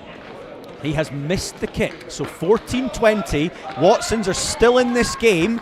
If Watsons can score and kick the conversion, the conversions are going to win this game for Watsons with a 21-20 scoreline. However, there is still a lot of rugby to play yet, and Edinburgh Academy will be looking to get this ball back off the kickoff. But this is nail-biting stuff towards the end of this match. Jock Laurie with a big kick. That's gone forward. It's also looked as if it was going to go straight out, but Watsons now have the ball, and this is last-ditch stuff for the George Watson's players now. This is where you train for. You have a chance. You have to Ewan hold on to the ball. Ewan Johnson shaping to kick. Doesn't give it. Rory Tate now. The Edinburgh Academy players have just been really patient in their defence. They now have a sweeper. Rory Dahl with a beautiful step. But is there anybody with him? There isn't. And is there any support? There's not. That's going to be a turnover. It is. And that will be the game over, you would think. But Edinburgh Academy are not going to kick the ball out. They've decided they're wanting to score another and really stamp their authority on this semi-final. They've managed to tackle, but they have been tackled out into touch. Is the game over? The game is not over yet. The game is not over. There is a lot of anxiety and tension in the stand around us here. There's obviously lots of George Watson's and Edinburgh Academy support, but this surely, Mike, this is the last play of the game. On our clock, we've got 12 minutes and 50 seconds. There cannot be long left. They've been given an opportunity there. They have absolutely been given an opportunity. It is a scrum, not a line out. So Ewan Johnson will put the ball into the scrum. Edinburgh Academy have elected to move their scrum half away from the scrum. So they've got a flat 4 defensive system. Aidan Fitzgerald, Max Finlay and Ian Nimmo are lurking in their own in-goal area. So if Watsons are going to win this game, they're going to have to go 100 metres to do it. Here goes Max Finlay. He gives it to Ian Nimmo. Ian will, I would assume, have a little bit of a go. And then he's had a good fend to Chris Mill. He needs to stay in the pitch. He does. Max Finlay's managed to keep the ball. Aidan Fitzgerald holds on to it well. He gets over that first player. Ewan Johnson now with a step. It's a lovely left foot step, but he's been pulled down. Is the man over the ball? It does look like he is, but he's not been rewarded with it. It was a good ruck in the end by Ian Nimmo. Rory Dahl now with the ball. He looks to go on the outside. Gives his head. Great handoff. Does he have the ability to get past Jock Laurie? He doesn't. It did look a little high, that. And he's given the opposite decision. He said that Rory Dahl was tackled. Rory Dahl's obviously got back up without releasing the ball. It is a penalty to Edinburgh Academy. And I would imagine if the game is over, they will tap the ball out. And Jock Laurie does just that. Taps it and kicks it. And Edinburgh Academy go into the cup final with a 2014 win against George Watson's. 4 tries to 2. And what a game that was, Mike. A game of 2 halves, Mr. Forbes. A game of 2 halves. Like in the first half, Edinburgh Academy did not touch the ball, and vice versa in the second. But I think Watsons will be killing themselves there. A few breaks, nobody supporting. They were their own worst enemy in the second half, but Mills was class. Chris Mill was class for Edinburgh Academy. He absolutely was. He was by far and away the player of the match there. And deserved winners, you'd have to say. I think so. I think on the balance of it, George Watsons just couldn't quite take their chances. They had an opportunity to score a third at the end of that first half. They didn't manage it. They did end up having the ball there at the end. The Rory Dahl chance where nobody was getting him on. The Tate chance at Chieftain, nobody's at his back. Absolutely. And then just looking at the M1, the other semi-final of the cup competition, we've got High School of Glasgow against High School of Dundee. Another tightly contested match over the bridge at Myreside. It is currently 7-all. And the first half is almost about to finish there. We are just getting the... It does look like Ruben's got the man of the hour, Chris Mill, down at the side of the pitch. So, Ruben, we will cross over to you and the player of the match, Chris Mill. Well done, very good result. What do you think went well for you that game? I think we just backed ourselves at the right time, and defence very good, worked hard. It's what we've been working for all season. Good win to get one over with Watsons. Nice. So what's your focus for next game? Just same again, just keep working hard for each other. Brilliant, well done. Back to you, Mr. Forbes. Thank you very much there, Ruben. And Chris was absolutely outstanding in that game. So the next game we have here on the Grandstand pitch is the Shield final. So Merchiston Castle against Dollar Academy. So we've obviously seen a lot of Dollar Academy this morning. First time Merchiston. It's the first time we've seen Merchiston. Actually, unfortunately, we don't have a team sheet for the Merchiston Castle school team. So we will do our best to bring you the best coverage we possibly can. With kitchens by Mr. McNally. Yeah, with kitchens by Mr. Nick McNally, of course. And but unfortunately we don't know the names of these Merchiston players. We'll do our best to get them during the course of this final, but if we don't manage to, we do apologise for that. Strap yourself in for some high octane sevens rugby. I expect this to be a cracker from the very get-go. Yeah, I absolutely agree. And over on M1, High School Dundee are currently 12-7 up just towards the end of that first half in the other cup semi-final. And then after that cup semi-final, the bowl final will be on M1 with Hutchinson Grammar School against Glasgow Academy playing in that one. But here we go on the grandstand pitch with Merchiston with the ball, now looking to stretch it out over onto that left-hand side. They've done that really well. They've sliced through this Dollar Academy defence already, and they're going to score within the first 30 seconds. It is the scrum half, or wearing the number 9 jersey, at least anyway, from Merchiston that has streaked away there. Knife through hot butter there, wasn't it? It really was, yeah. And come here, Mr. Forbes. Do you think the Murky have an advantage by having slightly older pupils in rugby? Well, listen, I think that's so it's a good point. I mean, there's definitely an argument to be said there in the sense that a lot of their players are potentially a birth year older, so that without a doubt that sort of extra year of maturation would make a difference in aspects like this. But I have to say, I don't think it makes a massive difference. No, I'd agree. I think they are the kick-off there just going straight out there, so an unfortunate first kick-off for Merchiston, but they've started this game well. Other than that, 5-0. I thought he tapped the kick over. I thought he did tap the kick over. Somebody needs fired here. I think Scullion, you're fired. I think it is 7-0 rather than 5-0, but we will keep you up to date with that as we go. But Dollar now looking to stretch the ball from right to left. And it is their number 1, Lewis Easton, who's now going to have a go. He's looking to try and get his hands free, but he can't quite do it. The Merchiston 12 manages to wrap him up and get him on the ground. But Dollar now thinking they've got a little bit of space over on that right-hand side. However, they've checked back, and Hamish Mackay has just gone left foot, right foot, straight through the hole. You score, we score.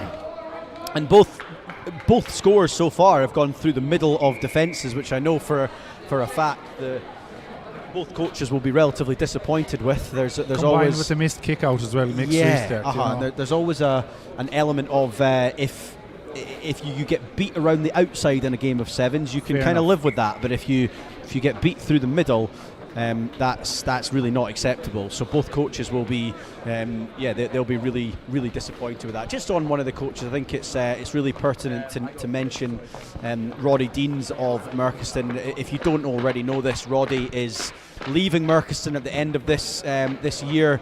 He has been an absolute champion of schoolboy rugby and Scottish rugby in general. I agree. He's a gentleman. He's a really brilliant human being, but he is probably a better rugby coach than he is a human being, which is really saying something, because he's one of the top guys in this arena. He's leaving Merchiston to go and head home to do a little bit of work in Hawick, where he's from, with the Borders. And listen, we can't say anything bad about Roddy from a George Watson's perspective. Obviously fierce rivals with them, but he is an absolute gent, and he will be sadly missed by. We wish him all the very, very best of luck in his next stage of his life. Absolutely. And we move on to the action here. We do. And but yeah, I thought it was right to mention Roddy, and just to make sure that he is aware that. Because the Murky program, they don't have the numbers that other schools have, but they've been hugely successful. Hugely successful, and I'd be remiss if I didn't mention Roddy, because I think he has been a massive part of that success, and I'm sure he will be sadly missed. But he leaves the program in a really outstanding place, we're seeing that at the minute with some good rugby so far from Merchiston, and they've got an opportunity here with the scrum over on that left-hand side. And here they go, looking to spread the ball out to the number 5, the winger. He has got an opportunity to go onto that outside arc, and he has managed it. And the Dollar Academy boys are unfortunately not able to stop his efforts getting into the corner. He does manage to make the kick a little bit easier by getting it just into the 15-metre line. but that was really a little bit too easy, wasn't it there, Mike? It's the X factor we talked about. You've got the pace, you see the gap, you go for it, and just that little bit extra to get around it, and it's lovely to see. It is, absolutely. And kick to come here, not quite got the direction there, so 12-7 to Merkerson. So these kicks might mean a little bit towards the end of this final, the same that we've obviously seen in a few matches previously. But a good game we've got here. I wonder if Dollar can go bang bang here and get a score afterwards like they did previously. Kick off not quite the desired distance, it's gone a little bit too far. Yeah, Look at that. Just as you say, bang bang. It's a poor kick off at this stage, at this level. And Lewis Easton with a big dive. I think Easton could have done better there now. Well, yeah, I think again that's just sort of game sense a little bit. You've got to understand that in 7, scoring the try is one thing, but scoring it as close to possible to the posts is another. It's a very different skill from place kicking to drop kicking. And again, if you weren't aware, obviously you will be by now, but the conversions in rugby 7s are all drop kicks. It's a way of keeping the game fast and quick and making sure that everybody is doing playing the game as quickly as possible. Two poor kickoffs from Murky really cost them. I agree. They've given away 20 points there, but it makes a great, exciting game for us. Absolutely, 12-all with just almost 6 minutes gone here, and I guarantee he's not going to put the ball down in Easton's head again. No, I'm not sure he will, that's for sure. And over on M1 in the other cup semi-final, we've got High School of Dundee 22-14 at the minute against the High School of Glasgow, and there's about 10 seconds left, so it does look as if High School of Dundee, being 10 points ahead, are going to end up in the cup final against Edinburgh Academy. So we will not get that 1872 cup. High School of Dundee have been worth it. They beat Murky, didn't they? They did. They've absolutely deserved where they are in this competition. But Merkiston and Dollar here on the grandstand, and Dollar have decided to put boot to ball. He's asked a lot of his winger there. And by the way, the bounce of the ball's done well, and Dylan Kelly's now on the ball, and we know that Dylan Kelly has got some good footwork. We've seen it, and he's going in and out, and what an outstanding tackle though from the Merkiston number 8. There. They just he sort of turned him inside out, but Dollar still have an opportunity here, but it's been intercepted. But the referee has said that those players that fair call. Yeah, to be fair, I didn't think they managed to get back on side, and the ref was absolutely up with play. So Dollar Academy now, Finlay Keach will look to take a tap and play, and Alex Tinch now. Good tackle from the Merkiston player. And the a bit cheaply given away now. It was a bit cheaply given away, but that was a good by kick there from the Merkiston player. But there's an opportunity here for Alfie Allen, and he steps off his right foot, and this game that's toing and froing, going from one side to the other, and Merkiston getting momentum and Dollar getting momentum. That swing has happened again, and it is Alfie Allen who goes over in the corner on that right hand side. And I think this is what happens towards the end of knockout rugby. You wouldn't see these tries scored at the start of the day, would you? No, those defences would be a lot more secure, but as we've mentioned, that fatigue element is really starting to set in, and the kick for the Dollar Academy try there. Is that Alfie Allen gone down? It does look as if Alfie Allen's gone down. It does look like a wee bit of cramp, which is understandable, but the Dollar Academy kicker there, I'm not quite sure who it was. I think it might have actually been Hamish Mackay. He's managed to slot that kick over. He did get it. So it's 17-12. So that might be 19-12. 19-12. Sorry, 19-12 with that kick. So that could be big there for the outcome proper of gunfight here, isn't this game. It is. And just to update you on the score over on M1, and High School of Dundee have managed to get themselves into that cup final against Edinburgh Academy. We are running a little bit behind time. That should have been at 12 o'clock. As you will all know, it is currently 7 minutes past 12. So we are probably running, I would say, maybe 15-20 minutes behind, which is probably par for the course at one of these tournaments, to be honest with you. But the High School of Dundee against Edinburgh Academy will be our cup final. And at this stage, unfortunately, we're going to have to say goodbye to our co-commentator, Michael O'Regan. Michael, thank you so much for being with us this morning. Unfortunately, because this has ran over, Mike has got a previous engagement that he cannot get out of. But Michael, it's been outstanding to hear your dulcet tones all morning. You're a huge part of what we do here at the Watsons Rugby programme, so thank you for your time and efforts this morning. Absolute pleasure. As we say, the crack has been mighty. We've had wonderful run in rugby. What more could you want? And huge thanks to Kitchens by Mr. McNally. Thank you, Mike. Have a great rest of your afternoon and day. I will do my best to finish off the coverage. I would not blame you if you tuned out at this point, but we are going to hopefully try and finish off the coverage by ourselves. I might even see if we can get somebody else up here just to help with the final match that will be happening. But we will keep you posted with who we might end up getting up here to try and describe the action with me. So over on M1 we should have the bowl final, which will be Hutchinson Grammar School against Glasgow Academy. That will be starting relatively soon. Obviously we've got the Shield final over here in the Grandstand, Merchiston versus Dollar, and then the next match here on the Grandstand will be that cup final. That is going to be High School of Dundee against Edinburgh Academy.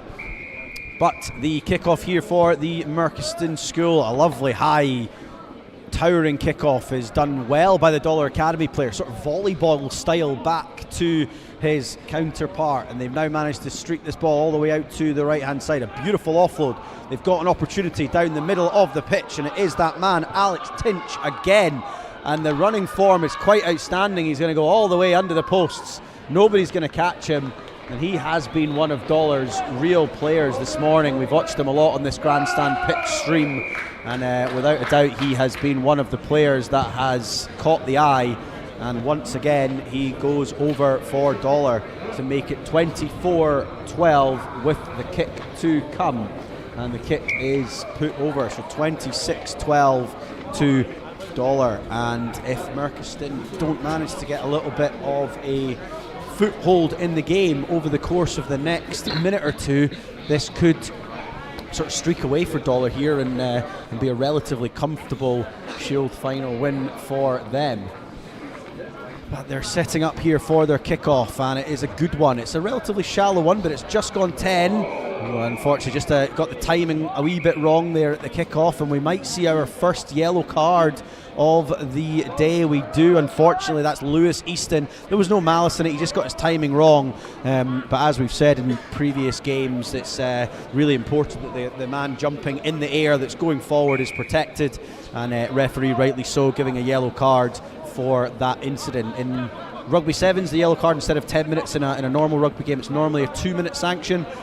So Lewis Easton and Dollar will now be 6 players for the next 2 minutes. So could this be Merchiston's opportunity? And here they go, trying to make that extra player advantage count. They have done, and it is the Merchiston number 8, I believe, wearing the white skins, that has managed to dot the ball down. No, it's the Merchiston number 5, and he's put the ball down right under the posts.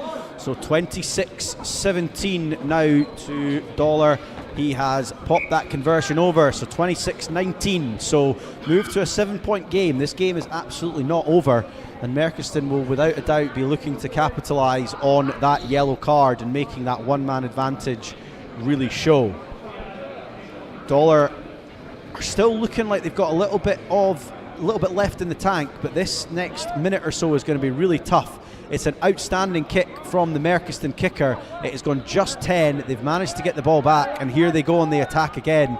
And you would put your money on them potentially scoring with that man advantage. And here they go with some slick hands, bringing it over onto this left-hand side. The stop-start, it's a beautiful little move, and it's moved on to the Merchiston left winger. He tries to offload it. It looked almost harder for him to drop it than give it, but it has, unfortunately, and it has gone forward, and that is a real let-off for Dollar, because it looked for all money that the Merchiston School were going to go in the corner and potentially level that up, but they've not managed to do it, and Dollar with a little bit of a reprieve. And this is one of those scenarios where Dollar will probably be trying to go as slowly as they possibly can to take a little bit of time off the clock to make sure that they are not playing as much with one man down as they can. But the referee rightly so is telling them to quicken up. There's a big scrum here. It's all going spinning round in circles, but Dollar have managed to get the ball back after a little bit of a mess, and they keep it going down the short side. There is a little bit of an opportunity, but they now go back into that midfield, and Dylan Kelly stops and starts, but then he's managed to pass the ball straight to a Merchiston player, but the Merchiston player has knocked the ball on, I think, in that interception attempt, and the referee waves Lewis Easton back onto the pitch. So 7 points given away during that sin bin period. Probably should have been at least 12, given that sort of little drop offload there just in the corner. But Dollar will probably look at that and think that's actually been a period that they've managed to ride a storm pretty well. Over at M1 on the bowl final, Glasgow Academy are down 7-10 to Hutchinson Grammar School, so another good game we've got in the bowl final. So back to Myreside and the Grandstand, and Merchiston pick the ball up after a clearance kick from Dollar. Not something you see all that often in sevens, but not a bad decision with regards to the fact that they've been camped on their own line. But what they have done is given Merchiston the ball back, and by the fact they've given the Merchiston the ball back, they've given them an opportunity to attack, and the Merchiston players are trying to go down a sort of rabbit hole in the middle of the pitch. It's not quite worked for them. They now look to spread it out and get a little bit of width, but it's a beautiful step back onto the right foot and back down that middle. They've got players on this left hand side. It's a 2v1 opportunity, but the Merchiston 12 goes himself. He gets a good offload. They need to try and keep him out. They do a little bit, but there is going to be a little bit of a kick here. There's a very short angle. It's probably 5 metres away from the middle of the posts. So this is a huge kick for the Merchiston number 4. He will take his time. Couple of bounces of the ball. He struck it well, and it has gone over, and that means it is 26 all. And if my clock is correct, we have around about 15 or 20 seconds left. So this will be the final play, or at least close to the final play of this match. So Merchiston will look to try and get the ball back. They've really fought their way back into this game after some excellent play from Dollar in the lead up to this second half, but Merchiston with a good kickoff. Dollar bat it backwards. There was no hand in there from a Merchiston perspective, so Dollar have the ball. They are going to run it in a dangerous position, but it's a really excellent fend and then give and go. And it's the number 7, Dylan Kelly, who's on the ball, but he's been tackled into touch, and the ball has gone into touch. Still not quite full time there. It was a good tackle there from the Merchiston defender, and they will now set up a line out, and the final part of this game will look to go to Merchiston with their attack. Can they manage to mount this comeback and end up with a victory here in the Shield final? They've just passed it in straight. It didn't look straight, and I think also the person that passed the ball in was also on the pitch when he passed it. So the referee has given a free kick to Dollar. So Dollar now, the momentum swing in this game is ever present, and it is happening almost by the minute here. And it looks like a little offload there from the Dollar number 10, Alex Tinch, who's been excellent all tournament. They're looking to kick the ball, which is an interesting tactic at this stage in the game, and it's all going to be on the bounce, but the Merchiston player has managed to pick it up well. He's now fended and stayed on his feet well. What an excellent tackle though from number 7. The number 7, Dylan Kelly, with an outstanding tackle, and the full-time whistle has gone, and it is 26 all. So 26 all at the end of this Shield final. And at this point, they are just having a quick conversation with what they are going to do next. But it looks as though they are going to potentially do an extra few minutes rather than do a coin toss. I think they should go to extra time, really. I mean, it's been a good contest so far. We'd love to get a proper winner. Both teams are staying on the pitch, so I'm hoping that the decision has been that they are going to go to extra time. The final is obviously after this. The cup final is after this, so any extra time that those Edinburgh Academy and High School of Dundee players can get just to rest and recover is probably warranted to there. tonight for them, and they are going to do a coin toss or a rock, paper, scissors in the middle here.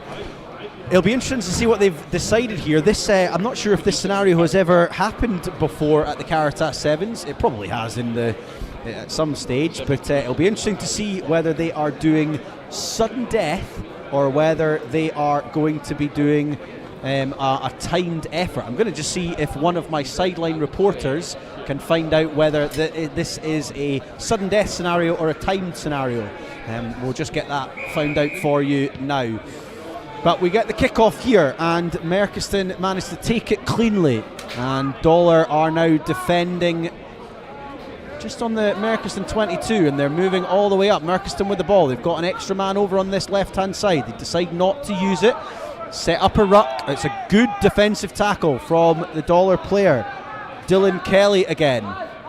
And Merchiston now are stretching the ball out to this right-hand side. They've decided to go again without giving it out there. There is options. They've got options. It's a 2v1 on that left-hand side. He's got one on the inside. He's got one on the right-hand side. He's given it. There's some excellent interplay and offloads. And could this be it? Merchiston have scored. They have scored, and it is golden point, extra time, and that is Merchiston's Shield final victory with that score. And what a brilliant score to finish off their morning. So Merchiston with the Shield final victory on M1 at the minute. The Bowl final is just getting started between Hutchison Grammar School and the Glasgow Academy, and the next match on this pitch is going to be the Cup final, where we have the Edinburgh Academy versus the High School of Dundee. That game will be on in maybe 2 or 3 minutes time actually. It looks as if the players are ready. The Edinburgh Academy team have made their way onto the pitch. The High School of Dundee players are just getting themselves stripped off on the right hand side of the stand here. They will be on the pitch, and this is a really keenly contested match. This will be in this Cup final. I was given a little bit of dud information about the M1 Bowl final. That match is ongoing at the minute. The first half is about to finish. It looks as if it is 14-12 to Glasgow Academy, but Hutchie have just scored, so that will obviously move them into the lead, 14-17, and we will keep you up to date with how that second half is going. We're going to give each team 2 minutes here just to kind of get ready on the grandstand before this Cup final of the Caritas Sevens gets to a conclusion. One final note before the final begins. I know I've mentioned it a few times, but massive thank you to Kitchens by Keith McNally, who are sponsoring our stream here. His logo has been up on the right hand side of both M1 and the Grandstand pitch streams this morning. Keith has decided to sponsor our streaming platform here at George Watson's College, and this is the first event that his company have sponsored for us. So we thank you so much, Nick, to make sure that these sorts of things are able to happen. And a massive thank you to everybody in the George Watson's community to be able to bring this event to you. Nick Manali Kitchens, they are specialists in bespoke kitchens, so if they're all your kitchen needs and anything you would like, then please do go and check out their website, and anything that you would like within your kitchen. If you're looking for a renovation or just some new cabinets, Nick McNally Kitchens are the ones to go to. We are about in a second, not just quite ready, but it looks like very soon, we've managed to grab a hold of ex-First 15 player and under-20 international Harry Clark, ex-First 15 captain of last year. So I can just see Harry sort of moseying around down the bottom. So we will try and get Harry to say a few words on life after school. Harry does a little bit of coaching for us as well. I can see our sideline reporters are just down there at the minute trying to persuade Harry to get on the mic. So we'll keep you up to date with that. But the teams are looking ready. High School of Dundee on my right hand side, and the Edinburgh Academy on my left hand side.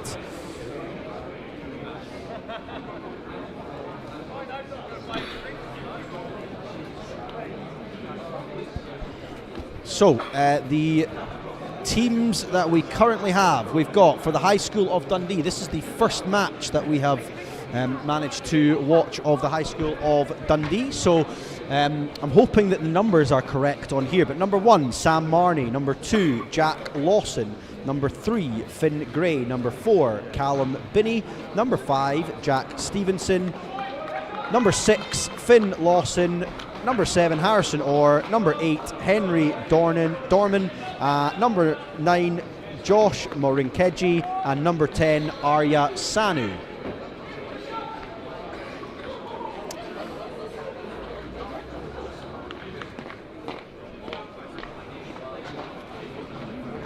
And for Edinburgh Academy, we have George Barlow, James Toner, Chris Mill, Theo Miller, Jock Laurie, Oscar Forrest, Hector Laurie, Rory Hamilton Hill, Weems Henry, and Freddie Murray. We've obviously seen them a fair bit over here on the grandstand, and the cup final of the Caritas Sevens is underway. So Edinburgh Academy now with the first opportunity to attack. Number 9, George Barlow, did his best to get that ball away, but the high tackle has been adjudged by the referee, and he will go back for that high tackle. So Edinburgh Academy still get an opportunity to attack. Jock Laurie giving it to that man Barlow, and then over to Hector Laurie. Now there's that man Chris Mill, who's been excellent so far. A really nice little loop move round. It looks like they've just managed to keep themselves in the pitch. They have. That looked like they were very close to the sideline there, but they were tiptoeing along that line and have managed to keep themselves in. But it's just been knocked forward in that contact, so the High School of Dundee will get their first opportunity to attack from a scrum over on that right hand side. They're setting up really wide here, the High School of Dundee. They've got lots of width in their attack here. Imagine they're looking to spread this out over to this left hand side and give their winger an opportunity to move the ball. Beautiful pass from the scrum half, and they now give it to number 4, Callum Binney, with the headgear on. He's well tackled by Hector Laurie, and the ball is recycled well though, and Finn Lawson spreading it all the way out that left hand side, and the 2 blue scrum caps there for High School of Dundee doing really well to recycle the ball back, and here they come back onto this left hand side, so they're keeping the ball excellently well. And then the left winger, number 7, Harrison Orr, looked as if he was going to have a little dig there, but then decided to just pull it back, and they're keeping the ball well here, High School of Dundee. But similarly, Edinburgh Academy getting shouted on by Andrew Turnbull just to be patient, just to stay connected and do nothing flashy, and that's paid dividends for them so far. They've managed to make a tackle that's been knocked on by the High School of Dundee, but it's been missed by the referee. Now gives the penalty for holding on in the contact area, so the High School of Dundee maybe got away with one there. I thought there was maybe a little knock on in that tackle, but he's obviously decided that the Edinburgh Academy player was the person that knocked that ball forward. So the High School of Dundee will have a go. The man in that blue scrum cap, I can't quite see his number at this moment, but he's seen some space. I think it was maybe Finn Gray, and he's kicked the ball over, but it's been well marshalled by the Edinburgh Academy fullback, who places the ball back, and they now look to go on the charge. That man Hector Laurie gives it out to Chris Mill. Chris Mill gets past the first tackler, manages to stay on his feet, and Hector Laurie shows the ball really well, again staying on his feet well. He's got that right arm free, but he decides not to throw the pass. Great pass by George Barlow, and then Oscar Forrest with that loop round Jock Laurie, and they've managed to manufacture that extra man on that left hand side. But a big tackle on Rory Hamilton Hill from the High School of Dundee, number 4, Callum Binney. But Edinburgh Academy well versed in keeping the ball in these scenarios, and he skipped away from the on-being tackler is Hector Laurie, and he's streaking away. He's just managed to get away from Harrison Orr, and Hector Laurie has managed to go over under the posts, which is important for the first score of this final.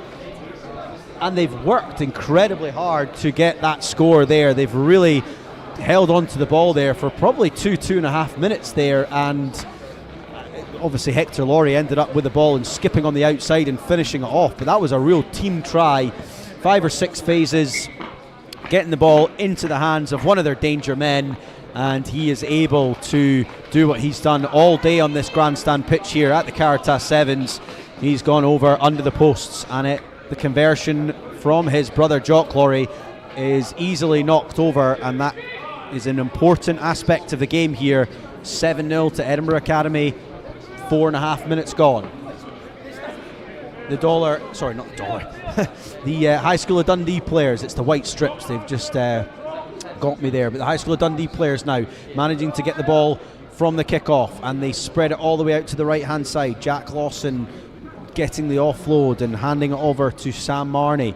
They're then spreading the ball. There's a little bit of space in that middle of the field, and the number 6, Finn Lawson, looks to see what his options are. He then goes all the way over to Callum Binney, but he's well marshalled by one of the Laurie brothers, and he makes sure that he gets no further once he gets the ball. And Edinburgh Academy right now, their defence has really been the thorn in the side of the High School of Dundee team. They have moved the ball from right to left, but the Edinburgh Academy team have just managed to stay patient, tackle them when they get opportunities.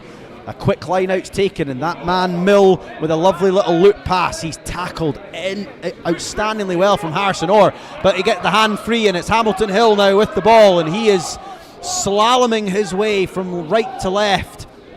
Jock Laurie then gets tackled, and there's 2 Edinburgh Academy players down after some big tackles from the High School of Dundee players. Hamilton Hill is now looking for somebody to help him out in that midfield, but they're struggling. They've got 5 players on the pitch at the minute. The High School of Dundee players, though, they're rushing out the line, and it's the number 14, Theo Murray, who's getting his hands free. He then passes it on to George Barlow. Hamilton Hill, Jock Laurie has managed to catch his breath. He's now giving it on to his brother Hector. Hector now getting his hands free, and it is that man, Chris Mill, who had been down for the majority of the match. He got a massive tackle. It looked as if he was a little bit winded. He took a little bit of a breath. He's got another score on the board, and what an outstanding morning Chris Mill has had. Unfortunately, I've not been writing down how many scores he has scored, but it must be up there in the 7, 8, maybe even in the double figures, 9 or 10 that he's scored. He has been one of the outstanding players so far in this competition, and he goes over for another one. And Jock Laurie with the kick. It looks a half decent one, but it's just drifted to that left hand side. So High School of Dundee 0 and Edinburgh Academy currently at 12, so they are 2 scores ahead now. That'll be a little bit of a comfort area for them at the minute, but they will be really keen to make sure that the High School of Dundee don't get the next score. And that kick-off is well done by the Edinburgh Academy player. He's managed to kick it off, but just into touch for that kick-off, and that is going to be the half-time.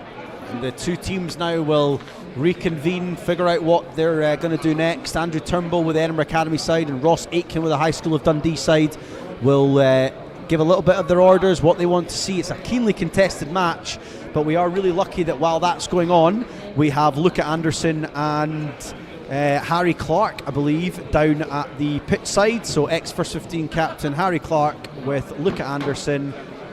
Over to you.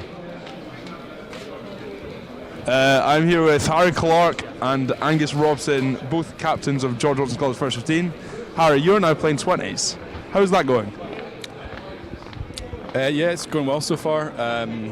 We beat Italy in the first game, then some close losses against England and Wales. But yeah, it's been a cool experience. Got France next week, which should be a tough game. But yeah, looking forward to it.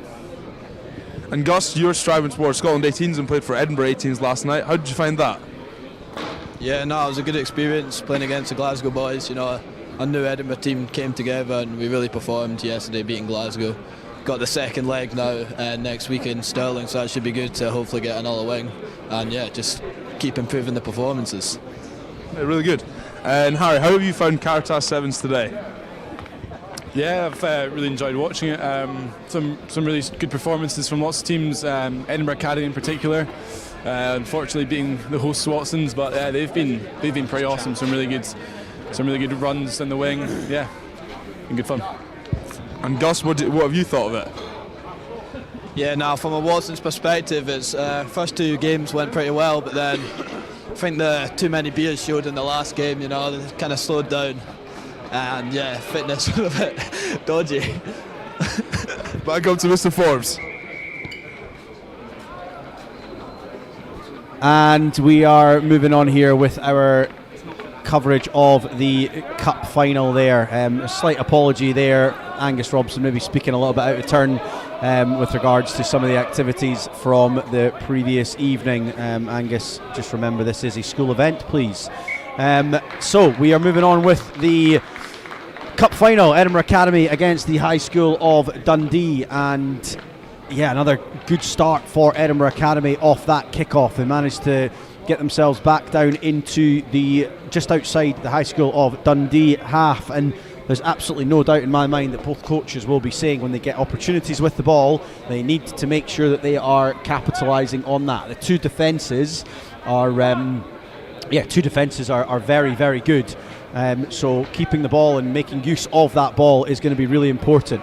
There is Jock Laurie with a little out the back pass, but it's been thwarted by the High School of Dundee winger who kicks the ball ahead, but Edinburgh Academy have managed to clean that up well, and there's you could throw a bed sheet over the majority of the players at the minute. There's a lot of fatigue out there. They've obviously played 3 or 4 games already, and 4 very, very competitive games, so this is not easy. But Hector Laurie now in that midfield, who's played really well so far today, and George Barlow also connecting with him. The High School of Dundee player there, the number 2, Jack Lawson, looked as if he had his hands on the ball, but the referee just told him to stay away from it, and he did listen.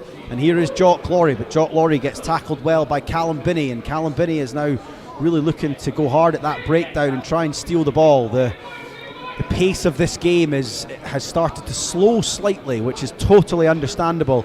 But here goes Jock Laurie, and he shows the ball well, and he now gives it to, I think it's that man Barlow, but he's tackled excellently well. It's gone forward though off the tackle. Just in that tackle, he tackled really well, the High School of Dundee player. I think it was Sam Marnie that just made that tackle there.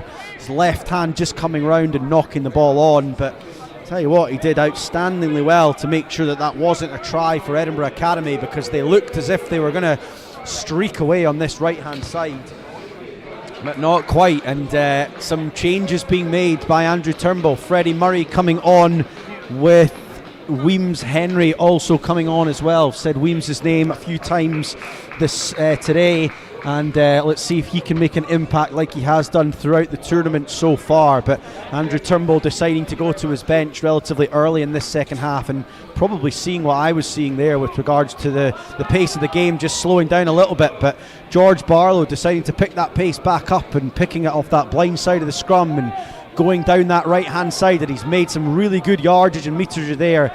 But here go the Edinburgh Academy, and Chris Mill tackled outstandingly well by the High School of Dundee, number 9 Josh Morenkiji. And Chris Mill, have to say, he's been a thorn in most team side today, but High School of Dundee have done really well to marshal him so far. But here goes a kick from George Barlow, and he's got the bounce, but there's a really good chase back from the High School of Dundee player, number 7 Harrison Orr, thwarted the first attack, and then again the second attack's been really well defended. I think High School of Dundee might have the ball back. They do. Some of the defensive work on display this morning has been absolutely outstanding, and that was one of those plays. But here go the High School of Dundee. Chris Mill now showing us what he can do in the defence, and he's making tackle after tackle. But here go the High School of Dundee, spreading it out to that left hand side. I think it's Sam Marnie over there with that blue scrum cap, and he gets the fend going, and he's done well. He does have a willing runner on the inside if he can use him, but Rory Hamilton Hill has made a good tackle. He's managed to not quite hold on to him, but what he has done is stop the momentum of the runner. But all the Edinburgh Academy players are trying to get back on side. I'm not sure if Weems Henry has managed it, but the referee is happy. And here go the High School of Dundee. The number 8 looking like Henry Dorman is going over. He's not quite managed to get all the way back, and there is so much space between the right hand side players and the left hand side players. Looked as if that was a 2v1. I think Hector Laurie got a hand on that, but the referees are not 100% sure there. But it did look as if Hector Laurie got a wee touch on that, but they've decided no, he hasn't. So it's going to be an Edinburgh Academy line out. I mean, they are. I mean, the assistant referee was right in front of it, so no challenges for me there. But Edinburgh Academy without some outstanding defence there. Rory Hamilton-Hill doing some really, really good work to get back there, slowing him down. Sometimes in sevens it's not always actually the completion of the tackle, it's just making sure that the guy doesn't actually end up scoring. So Weems Henry now on the ball and gives it out to that man Chris Mill. He is sort of darting and weaving and trying to find a chink in the armour of the High School Dundee player Josh Morin-Kinji, but he has managed to strip the ball off Chris Mill. Well done from Josh, and here go the High School of Dundee. Is this their moment where they're going to get a score on the board? They have managed to go all the way through the middle of that Edinburgh Academy defence. They've shortened up their own attack here. They're going to keep it a little bit tighter than usual.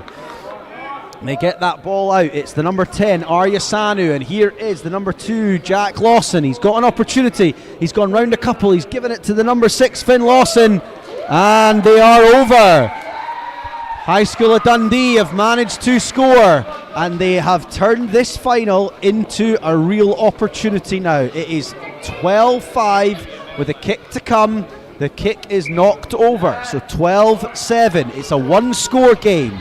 High School of Dundee there, just keeping the ball so well, making Edinburgh Academy tackle them, making them expend all their energy.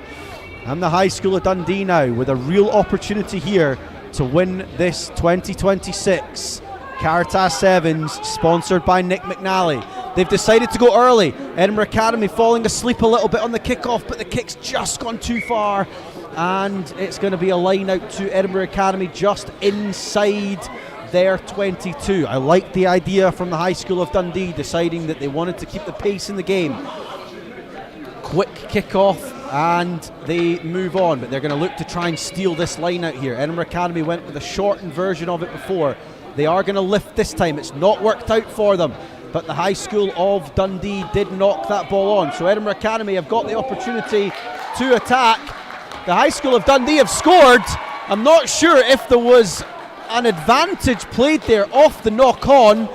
There wasn't, and the referee is going back for the initial knock-on in the line-out, which I have to say I do think is the correct call.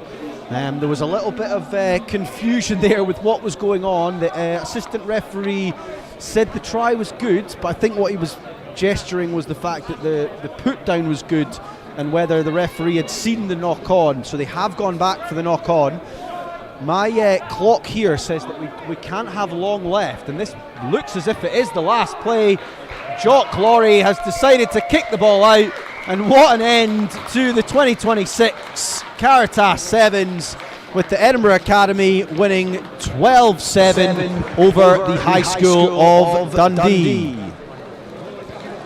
And I'm just going to start roaming now, would you believe? I know I can move, I'm used to sitting up here, but I'm going to try and head down to the pitch and get a little bit of a sideline interview with the winning coach and the winning captain. So I'm just heading down the stairs of the Myreside pitch here just now. We will see if we can catch some of the Edinburgh Academy players as they go. But what an exciting final we had there between two schools that have clearly played some of the best rugby so far today. Two deserving schools in the final, and just before the trophy presentation, we'll see if we can catch Andrew Turnbull to grab a quick interview with him. Turney, can I grab you quickly just as the boys are getting their trophy? Congratulations, Turney. Well done. How do you think the tournament in general, but the final day, that was a bit of a nail biter towards the end? Yeah, it just got really scrappy that second half. First half we were playing some decent sevens, and then second half we just kind of kept coughing the ball up, and it's possession, isn't it? Like whichever team kind of has the ball. Yeah. Tends to be the dominant one there, so yeah. Yeah, well that's what we were saying up in the commentary box there. I'm assuming at half-time your message was keep the ball. If we can keep the ball, we've got opportunities to win here, and your boys obviously did that all throughout the day, but was that the message? Yeah, just more of the same. First half was great. We got a bit individual at times, so I was just like, let's stick to what we do. Let's play nice and wide, drag them about a bit, and then look for the opportunities we did, and yeah, it's great. Well listen, congratulations. I'm going to try and catch one of the players as well, probably the captain if possible. Is it Hector? Yeah, so we'll try and grab Hector just for one quick chat. I wonder if he could Hector Laurie's coming over here. Hector, congratulations, well done, very, very well played. How did you find the morning in general then? Was it? It was a brilliant morning. I mean, we got Robert Gordon's dollar and the two tough teams, but we managed to get by with 2 wins out there. And then Watson's in the semi-final was definitely a tricky one, going 14-0 down. We were like, got to dig deep, and then just, I mean, Chris Mill, what a player. On the wing, he really helped us in our kickoffs. I thought were brilliant. That let us go through the semi and beat Watson's. But that final, just, I mean, I think it was a few tired bodies, but yeah, overall a great tournament. Absolutely. And listen, just tell me a little bit about having Andrew Turnbull as your coach. Obviously, a bit of a sevens specialist. This is probably something that he's had in the circled, and to win the first bout of this Sevens series at the Caritas Sevens, is it something that you guys are really looking to try and make a mark for the next few weeks? Yeah, hopefully we can do well over the circuit, but we missed Turnbull. It's his bread and butter. In 15s, he's an exceptional coach, but here he just takes it to another level. He knows everything about the game, and he really sort of unloads his knowledge onto us as players, and it helps us do as best we can in these sort of tournaments, clearly. Well, Hector, thank you so much. Well played. I'll let you go and get a picture with the boys and the trophy there. So thank you to Andrew Turnbull and Hector. What a day we've had here at the Caritas Sevens. Thank you for everybody that's watched. Thank you to everybody that has helped produce today. All of the S6 helpers, Luca, Ruben and Angus, that have been with us in the production team, Zach and Kenneth with Tisharter Sports as well, and also obviously our sponsor Kitchens by Nick McNally. We wouldn't be able to do this without you. So thank you so much for everybody watching, and we'll see you again for the next stream. I've been Jamie Forbes. Bye bye.